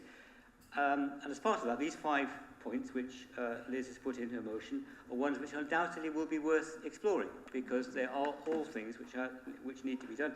In fact, some are already being done in terms of the current policy making. So I'm happy to support them to go into the motion, but it's in the context of this wider review of the way in which the national and local policies work, and the pressure on government to change the way in which they operate in relation to both mental health and benefits and to housing is absolutely crucial to this. Thank you. Councillor Rowley. Thank you, Lord Mayor. I mean, I agree with what Bob says. I don't think that all of these points are of equal importance or equally certain, but I'd like to thank Councillor Wade for the contribution and agree that they should go in. Let's go through them, explore flexible options to accommodate and support the homeless, which we are certainly doing and will continue to do. Call for a national strategy to support those who fall outside local connection. That's very important, actually, and this council ought to be calling for that loud and clear, I do agree, while we do have and use some flexibility to support and accommodate those people who are caught in the zugzwang of having no local connection anywhere, we obviously will continue to not let for example, the Banbury Tories get away with scot-free with trying to use their own PSPO to just sweep homeless people down the street out of their own town, and we should indeed call for a national strategy and national policy across councils to make sure that people are supported in their own communities. Draw up a list of minimum requirements. Yes, indeed, although the most important of those requirements is somewhere to sleep that's not outdoors, and we will continue pursuing that. Ensure adequate sleeping accommodation to include the winter months and severe weather provision, absolutely. Establish criteria on which a CPN notice should be issued. Well, I'll defer to Councillor Hayes on that, but a detailed report has been drawn up and will come to us. With that, thank you, David and Craig, for accepting our amendment, and I hope this can go forward as a reiteration unitedly from the whole council that we are determined to end rough sleeping in Oxford, however difficult that may prove to be. Thank you very much, Councillor Rowley. Beautifully put on the 5 points. Anybody else wish to speak? Councillor Hayes. Thanks, Lord Mayor. Just very briefly, and to pick up on the 5th point that Councillor Wade has put as part of this amendment, I think it won't be a surprise to them to know from the meeting that we had just 2 or so hours ago that we were very favourable towards this suggestion. And I think when you look through your scrutiny pack, you'll see that what we seek to do with the CPN review is to make formal what already happens very informally. The final point that I would make is that we are seeking to introduce extra safeguards to the use of CPNs. The CPN has replaced previous antisocial behaviour legislation, which had been brought in by the Labour government. The CPN legislation was in fact brought in by the Lib Dems. So we're very happy to introduce extra safeguards, but we should also look to the legislation and realise where that came from. Thank you. Right, Councillor Thomas, you have a say before we vote on the amendment. I'm very happy to go forward and vote on the amendment. You'll be happy to support the amendment, yes? Yeah, go for it, yes. Thank you very much. Councillor Wade, you sum up on your amendment. Just Andrew, you were going to speak. You reserved your right. Seconder. Well, I don't have much to add except to thank members of council for their support for the ideas that Liz has put forward here. That is welcome, and indeed the moves that Thomas just referred to, which we look forward to reading in the scrutiny report. Just on the specific point about the legislation, of course, as indeed was discussed at the meeting this afternoon, the legislation that was introduced contains a good deal around the circumstances under which CPNs are appropriate, and that is largely what we were trying to embed into council policy. Thank you. Right, I would like to see those people in favour of this amendment, the 5 points. 1, 2, 3, 4, 5,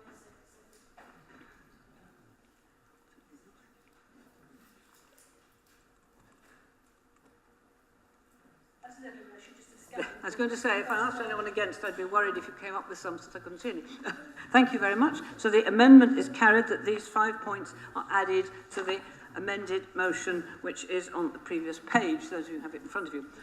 Now, anyone now wish to speak on the motion as amended in both ways? We have Councillor Turner and Councillor Hollingsworth. Thank you. Thanks very much, Lord Mayor. Apologies for having been late tonight, and I think I'd also thank councillors for the tone of this debate. It's a very serious issue, one about which we're all affected, one not suited to sort of sloganising. I think that seriousness has been very much reflected in contributions across the council tonight. I wanted to address four brief comments, really going beyond the discussion we've had so far. One is this point about legal entitlement.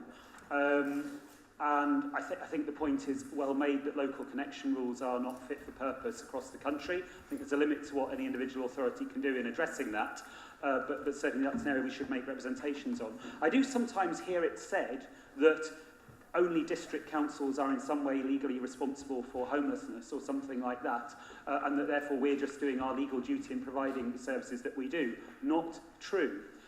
This council has some legal duties towards people. We go way beyond that in providing the funding that we do provide, should provide, and I think will provide more of going forward towards supported accommodation, hostels and the like. But it seems to me, quite apart from any moral argument about the duties of all public bodies to step in and support people who are at their lowest ebb, it's not the case that we're at the moment confining ourselves to what we're legally required to do. Quite the reverse. We do a lot more. I'm proud that we do, and we should carry on doing it.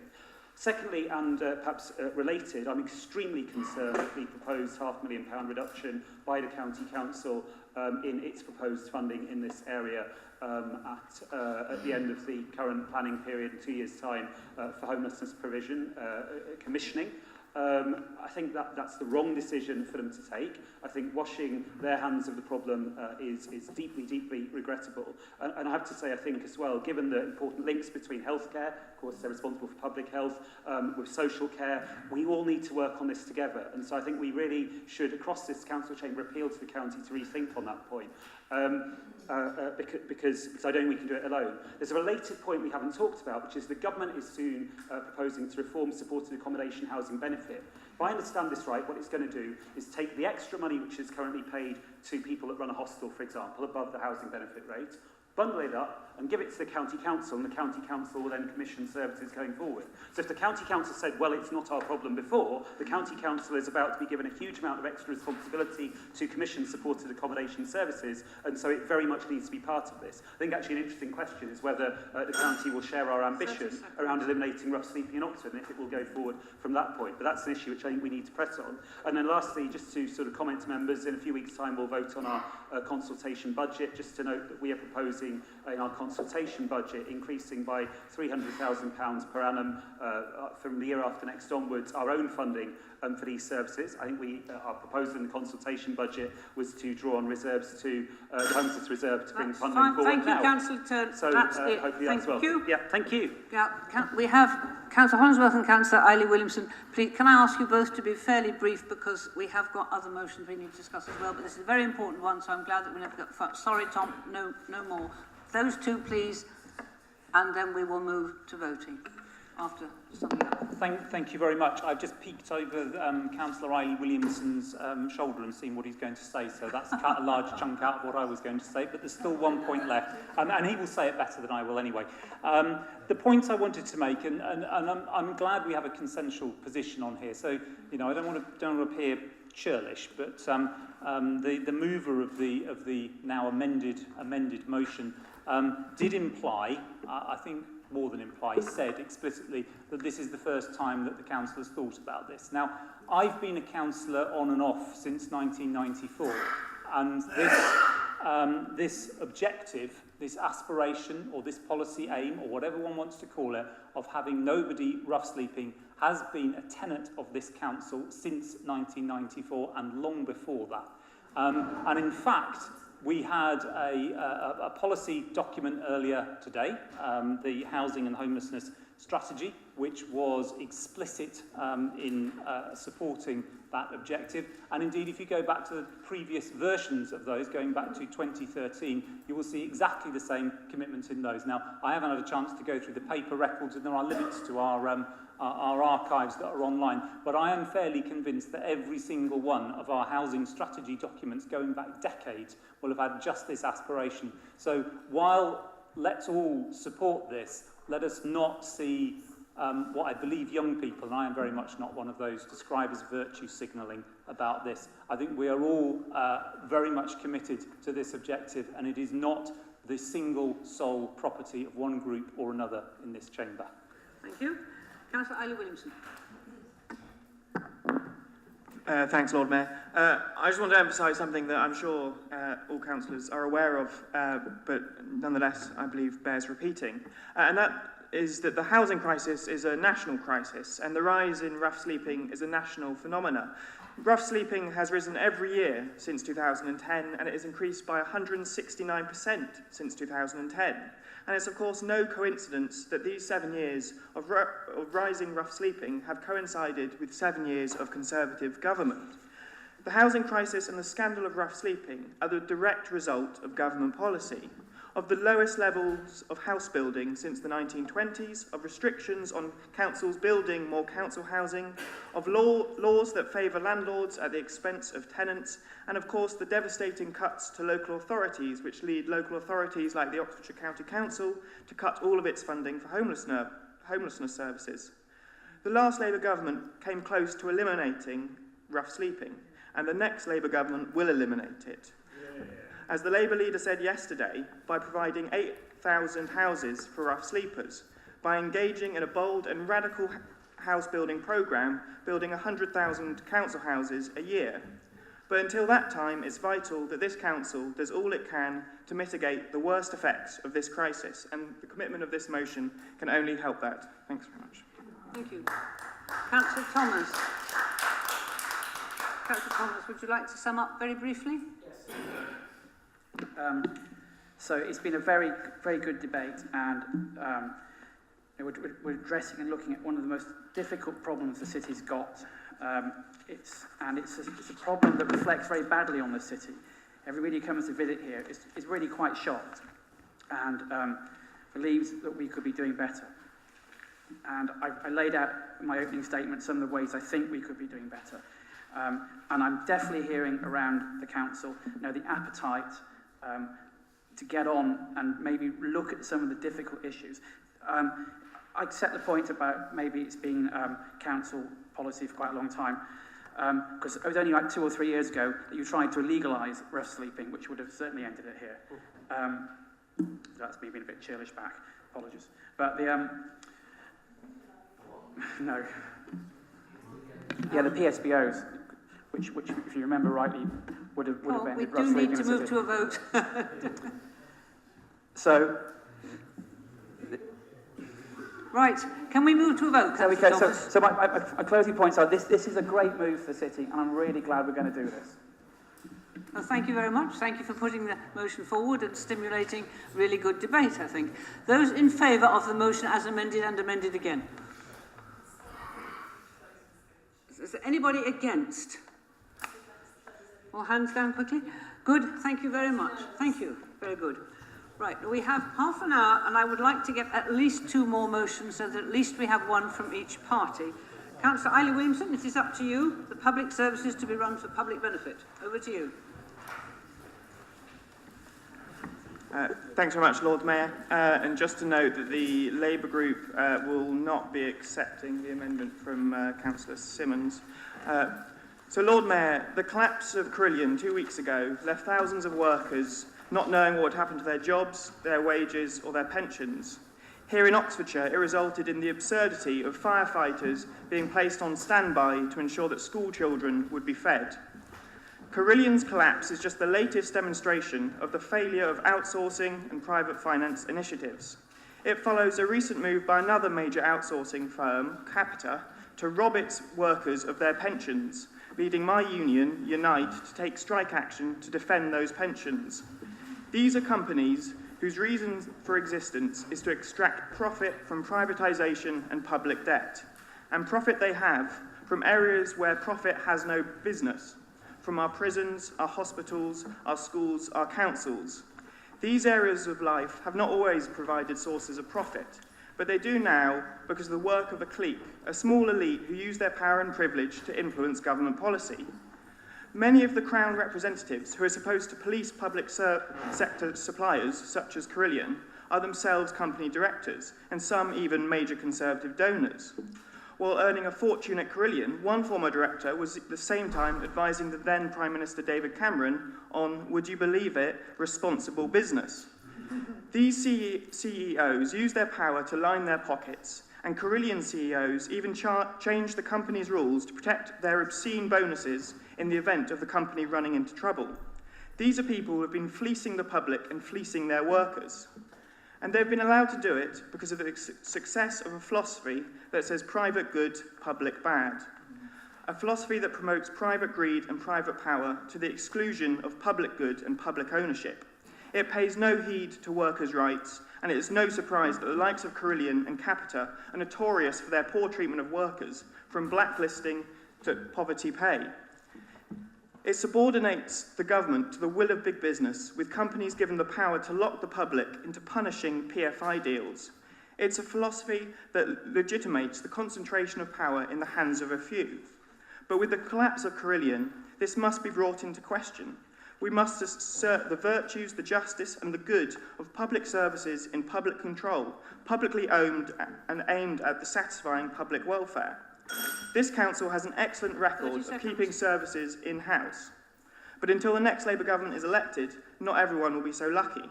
So as well as reaffirming the council's good practice and employment standards, this motion calls on others, such as Oxfordshire County Council, to follow suit, to run public services for the benefit of the many, not the profits of the few. I commend this council to motion. Thank you very much. Do you have a seconder? Councillor Ledbrook, do you wish to speak now? Yes, I'll speak now if I can. Please. Thank you. Lord Mayor, I'm very proud to second this motion around public services and public benefit. And I think it's quite important that we understand the importance of what outsourcing companies are attempting to achieve. They're claiming that they can deliver cheaper services to the public sector. And I guess there's a couple of ways that we know that they're doing this. They are gaming contracts and driving up the costs for the public sector by introducing a multiplicity of additional charges on top of the original contracts. They are overwhelmingly driving down the wages of the workers that are employed by them. And if I may give you an example, until a few years ago, I was the lead union negotiator in the John Radcliffe Hospital, and I had lots of dealings with Carillion. And the model of organisation that Carillion had there was to have 3 layers of workers.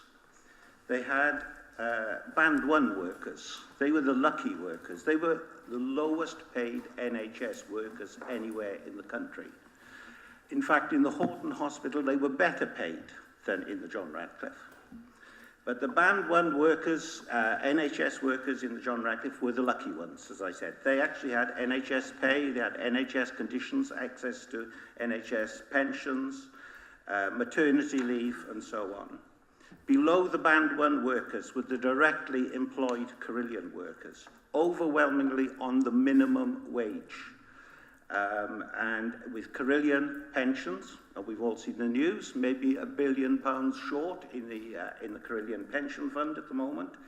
And again, Carillion terms and conditions, which are the bare minimum national terms and conditions of anyone in the country. But even they were lucky, because there was a 3rd layer of workers as well. And that was the agency workers who would come to work each day not knowing whether they had employment or not. And these agency workers would be kept there for year after year in gross exploitation. It was like Victorian levels of exploitation going on there. And that is how Carillion and other outsourcing companies make their fortune and pay their shareholders. It is an absolute shame that we live in a city of dreaming spires and Victorian squalor, which is what this involves. We did do some work on this as a trade union. I won't say anything more about that for now. I think it's very important they brought in and kept in a quick word on the amendment that's being proposed. We haven't got there yet. We're going to debate it shortly. Right, thank you very much. I'll shut up. Thank you. Right. It is... Councillor Price, we don't take any more speakers now. We need Councillor Simmons to propose his amendment, please, very quickly. And yes, we will debate it in due time. I'll be very quick. And I'm very disappointed that Labour don't seem able to accept this amendment. I do worry about commitment of Labour to ending and reversing privatisation. It wasn't so long ago that I was fighting privatisations under Labour, and of course and I looked it up, and there's a third of all privatisations actually happened under the Labour government, and since Thatcher and since they were in power for about a third of the time. That's just as many per year of office as we saw from the Tories. And I know Mark was on the fighting that at the time. I do remember, including foundation hospitals, and who can forget our own MP, Andrew Smith, saying our area is not for sale before privatising air traffic control. So, I mean, it's deeply seated in part of the Labour Party that I hoped we'd seen the back of. And so I'm very disappointed that they're not able to support this amendment, or don't seem able to. Maybe some will break ranks and defy the whip and vote for this amendment because it says sensible things that it's asking our MPs to do rather than just supporting the motion. Actually act in Parliament to bring about change. And as Dan quite rightly said, it's the government that needs changing, it's the policies that need changing government, and this is what we're asking to do in this amendment, is asking the MPs to change the very policy framework that affects how this council operates and delivers its services. Because there's absolutely no doubt, in my mind, and the doubt of the Greens, we've fought against privatisation for many, many years, that private profit has absolutely no place in the delivery of public services. So please support the amendment. Thank you. Councillor Thomas, do you wish to second? Yes, thank you, Lord Mayor. I'll just very briefly say, rejecting the NHS reinstatement bill in this amendment, I mean, that's at the heart of the privatisation of the NHS. The day the duty to care was taken away from the government, and it turned into a duty to commission care, and at that point, that opened the doors to privatisation. And I'm a bit surprised that Labour aren't going to accept our amendment to back the NHS reinstatement bill that would reverse that catastrophic mistake. Thank you. Thank you. I can have about half a speaker on each side. A speaker in favour of that amendment? A speaker against? Does that count at this point? Yeah. I don't think that's enough. I'll be half a speaker. I'll be both halves. There we go. Thank you, Alex. Very good. Two halves make a whole. I think as we've discussed in this chamber before, the objection to the NHS reinstatement bill is it will involve another wholesale top-down reorganisation of the NHS, which is exactly what the NHS does not need.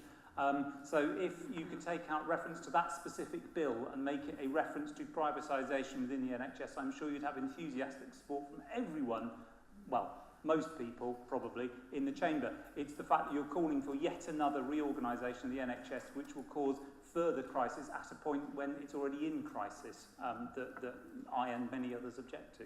Thank you. Councillor Gant, you speak against? Yes. First of all, I'm interested to hear that... Sorry, no more speakers. We really are getting a bit tight on time. The Labour Party opposing the Green Amendment, because apart from what Councillor Hollingsworth said, I think that's what Mr Corbyn recently announced as Labour Party policy. You know, we can't go as far as saying that we want this council to support renationalising bus services. I don't believe bus services were ever nationalised in the first place. It is an oversimple approach, and it has not been. Thank you. Can we have no comments, please? This was not the policy of our party at the last general election, or indeed of the Labour Party. So I'm afraid we can't go as far as supporting the Green Amendment. Thank you. Right. Any brief words in summing up, Craig? Councillor Simmons? Yes, just to point out to Alex that I'm not, this carefully worded amendment's not asking MPs to support the NHS reinstatement bill, but to bring it back before Parliament. And that's an important difference. No, it's an important difference because it's Thank you. I'm glad we're clear on that. And for comment. Thank you. I'm very glad we're clear on that. Now, those in favour of the amendment, please show.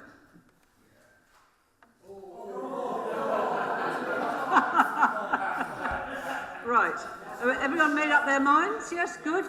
Those in favour? Thank you. People only, please, you can only put one arm up at a time. And those against?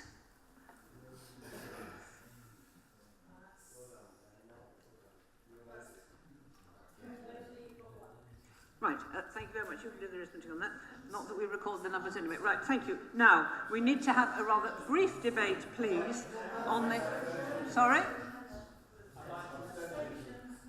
Oh, sorry, abstention. I'm so sorry. I've got some abstentions. 1, 2, 3, 4. Right, thank you very much. Good, it's all going to add up correctly now. Good, that's much better. Right, now we can have 2 speakers at the most, please, on the motion as unamended. Yes. Thank you, Lord Mayor. I'd like to speak in favour of the motion. Yes. Because I want to share with you very briefly my own experiences as a manager with outsourced services in the BBC. They were a complete disaster. The technology fell over, the human resources systems didn't work, and we were forced to do that because of government pressure and lack of public spending. And a lot of that lies at the heart of the thinking that led to a confusion between the cost of everything and the value of nothing. And I think that is the misplaced thinking that lies at the heart of a lot of outsourcing. The second thing I would say is that outsourcing is incredibly divisive. That when people move under TUPE to work for other organisations, they often lose their rights. They often end up working alongside the very people they used to work alongside with different conditions and different rights. And if you think that is going to give support to the right public service values in the public service, it's completely wrong. It's divisive, it causes people to fight with each other, it erodes the whole psychology of a public sector organisation, and therefore we should not do it. There are other ways of delivering value for money. Look at a council like Preston, which I was reading about this week. They're outsourcing a lot of things, but to their local community, to their local SME services, to their local companies, in order to build a local economy. We should stay clear of the capitals and Carillions. They just deliver high value for shareholders and the directors, and not for the public good. And I really do urge you to support this motion. Thank you.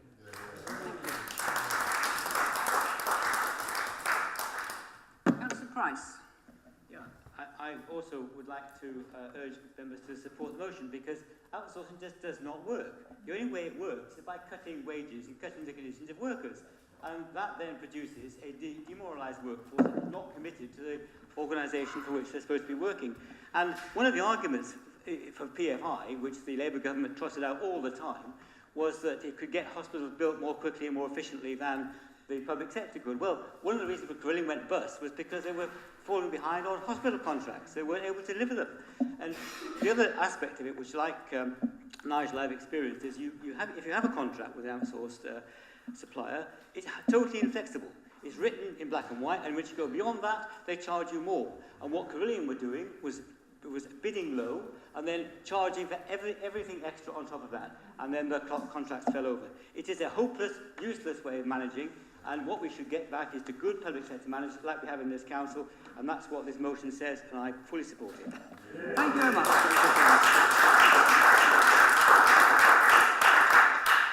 Right. Councillor Paul, did you want to say something? Could you have 2 sentences so we can move on and get one more motion done before 8:30? I need more than 2, I'll leave it. Thank you. Councillor Williamson, what about summing up? I have nothing further to add. I just urge Council to support this motion. Let's stand for good public services run for public interest under public control. Thanks very much. Thank you very much. Can I see, please, those in favour of that motion unamended?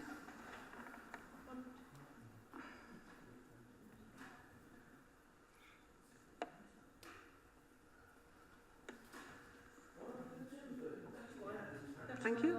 Anyone against? Or abstentions? Abstentions. Okay, thank you. Thank you. Right. Now, Councillor Wilkinson, can you please propose your motion? We should manage to get it done in time. Certainly can, Lord Mayor. Thank you. I don't propose to speak at length on this, as I believe that the information supplied with the motion is compelling. Many workers get a serious illness at some time in their working lives. There is good guidance to deal with cases of long-term sickness or return to work for those who are disabled as a result of illness or injury. However, sometimes there's no effective treatment. In these cases, employees may face a time of huge emotional distress, fear and uncertainty. As a caring employer, this council seeks to try and remove that stress and worry as far as it is able. Being told you're to die as a result of a disease which has no cure or effective treatment, and being told you only have months to live, is a hugely traumatic event, and everyone will react differently. Many workers with a terminal illness decide that they want to carry on working for as long as they can. There may be many reasons for this. They may seek financial security. They may want to continue to do something meaningful and worthwhile for others. Their work may be a distraction from their illness, or because they value continuing support from their work colleagues. They should expect help and support from their employer. If an employee with a terminal illness loses their job, they lose income too. They can also lose any death in service payments that they have earned, as these are only payable to those who die while still in employment. This is a voluntary charter. It will involve a review of sick pay and sickness absence procedures, the employee assistance programme, and provision of training to line managers and staff on dealing with colleagues diagnosed with terminal illness. It's a challenge, but nothing like as big a challenge as a terminal diagnosis must be for one of our staff. This council seeks to treat all its staff with dignity and respect. This is another important step along that road, so I hope you will all support this motion. Thank you. Thank you. Do we have a seconder? Councillor Goff. I should like to support this motion, which has been well set out by my colleague. I am sure members will have all worked alongside, been related to or friends with somebody diagnosed with a terminal illness while still in employment. Such employees deserve to be treated with dignity, respect and support. The Dying to Work Charter not only helps to relieve stress from the employee and their families, it sets guidelines for employers to help them manage sympathetically. Please support the motion. Thank you. How many speakers? Councillor Price. Yes, Lord Mayor. Ruth and I both went through several cases at Brooks, which this was relevant to. And I think there are two aspects of that, two lessons, which I'd just like to comment on. Firstly, the information about handling one's pension is extremely complex and difficult, and unless somebody has support through it, they can often make the wrong decision. So that's the key element in any kind of support system of this type. And the other one is, as Ruth says, the important nature of the 6 months half pay, 6 months full pay for sick leave, which can be very, very constraining in a situation where somebody doesn't quite know what their diagnosis is and prognosis is. So it's very important to have flexibility in the way in which that is handled, and that's not that easy to achieve, but it needs to be brought into the picture.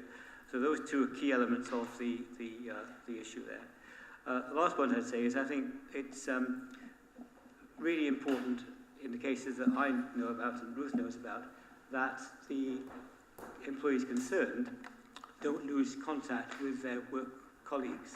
that they are able to still see the work colleagues as people that they can relate to. They can go back into the workplace when it's appropriate and can, to whatever degree is possible, take part in workplace activities. And that element, again, needs to be handled very carefully. It's more difficult, I guess, in terms of refuse disposal than it is in some of the cases that we were dealing with, which were basically white-collar jobs. But nonetheless, it's an important part of the process. I don't know what our current policy as a City Council is on this area, whether we actually have had experience of it or not.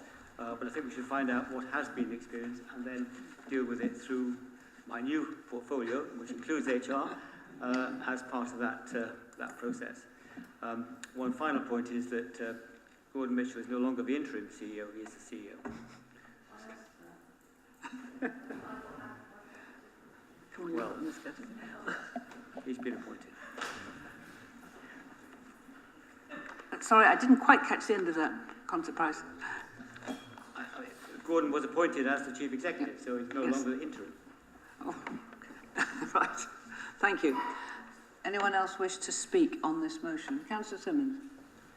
I very much support the motion, and certainly the Green Group does.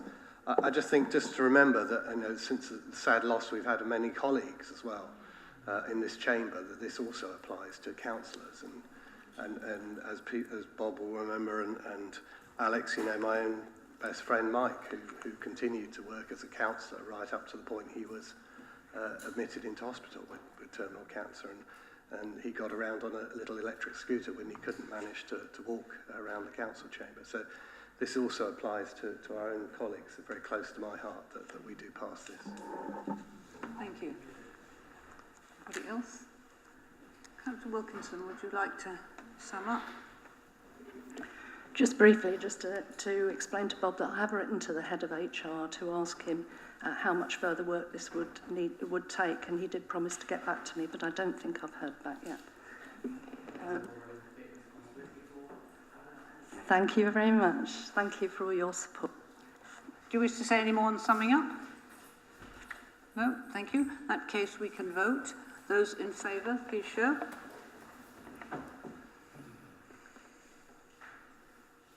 That is definitely everyone. Thank you. Now, we have 6 minutes. I think it makes it a little bit difficult to debate a motion unless council is prepared to... So we decide that we have had enough, we have had a fair distribution, one from each main party. And, look, it's your birthday. Oh, Councillor Wilkinson, shouldn't we sing a happy birthday?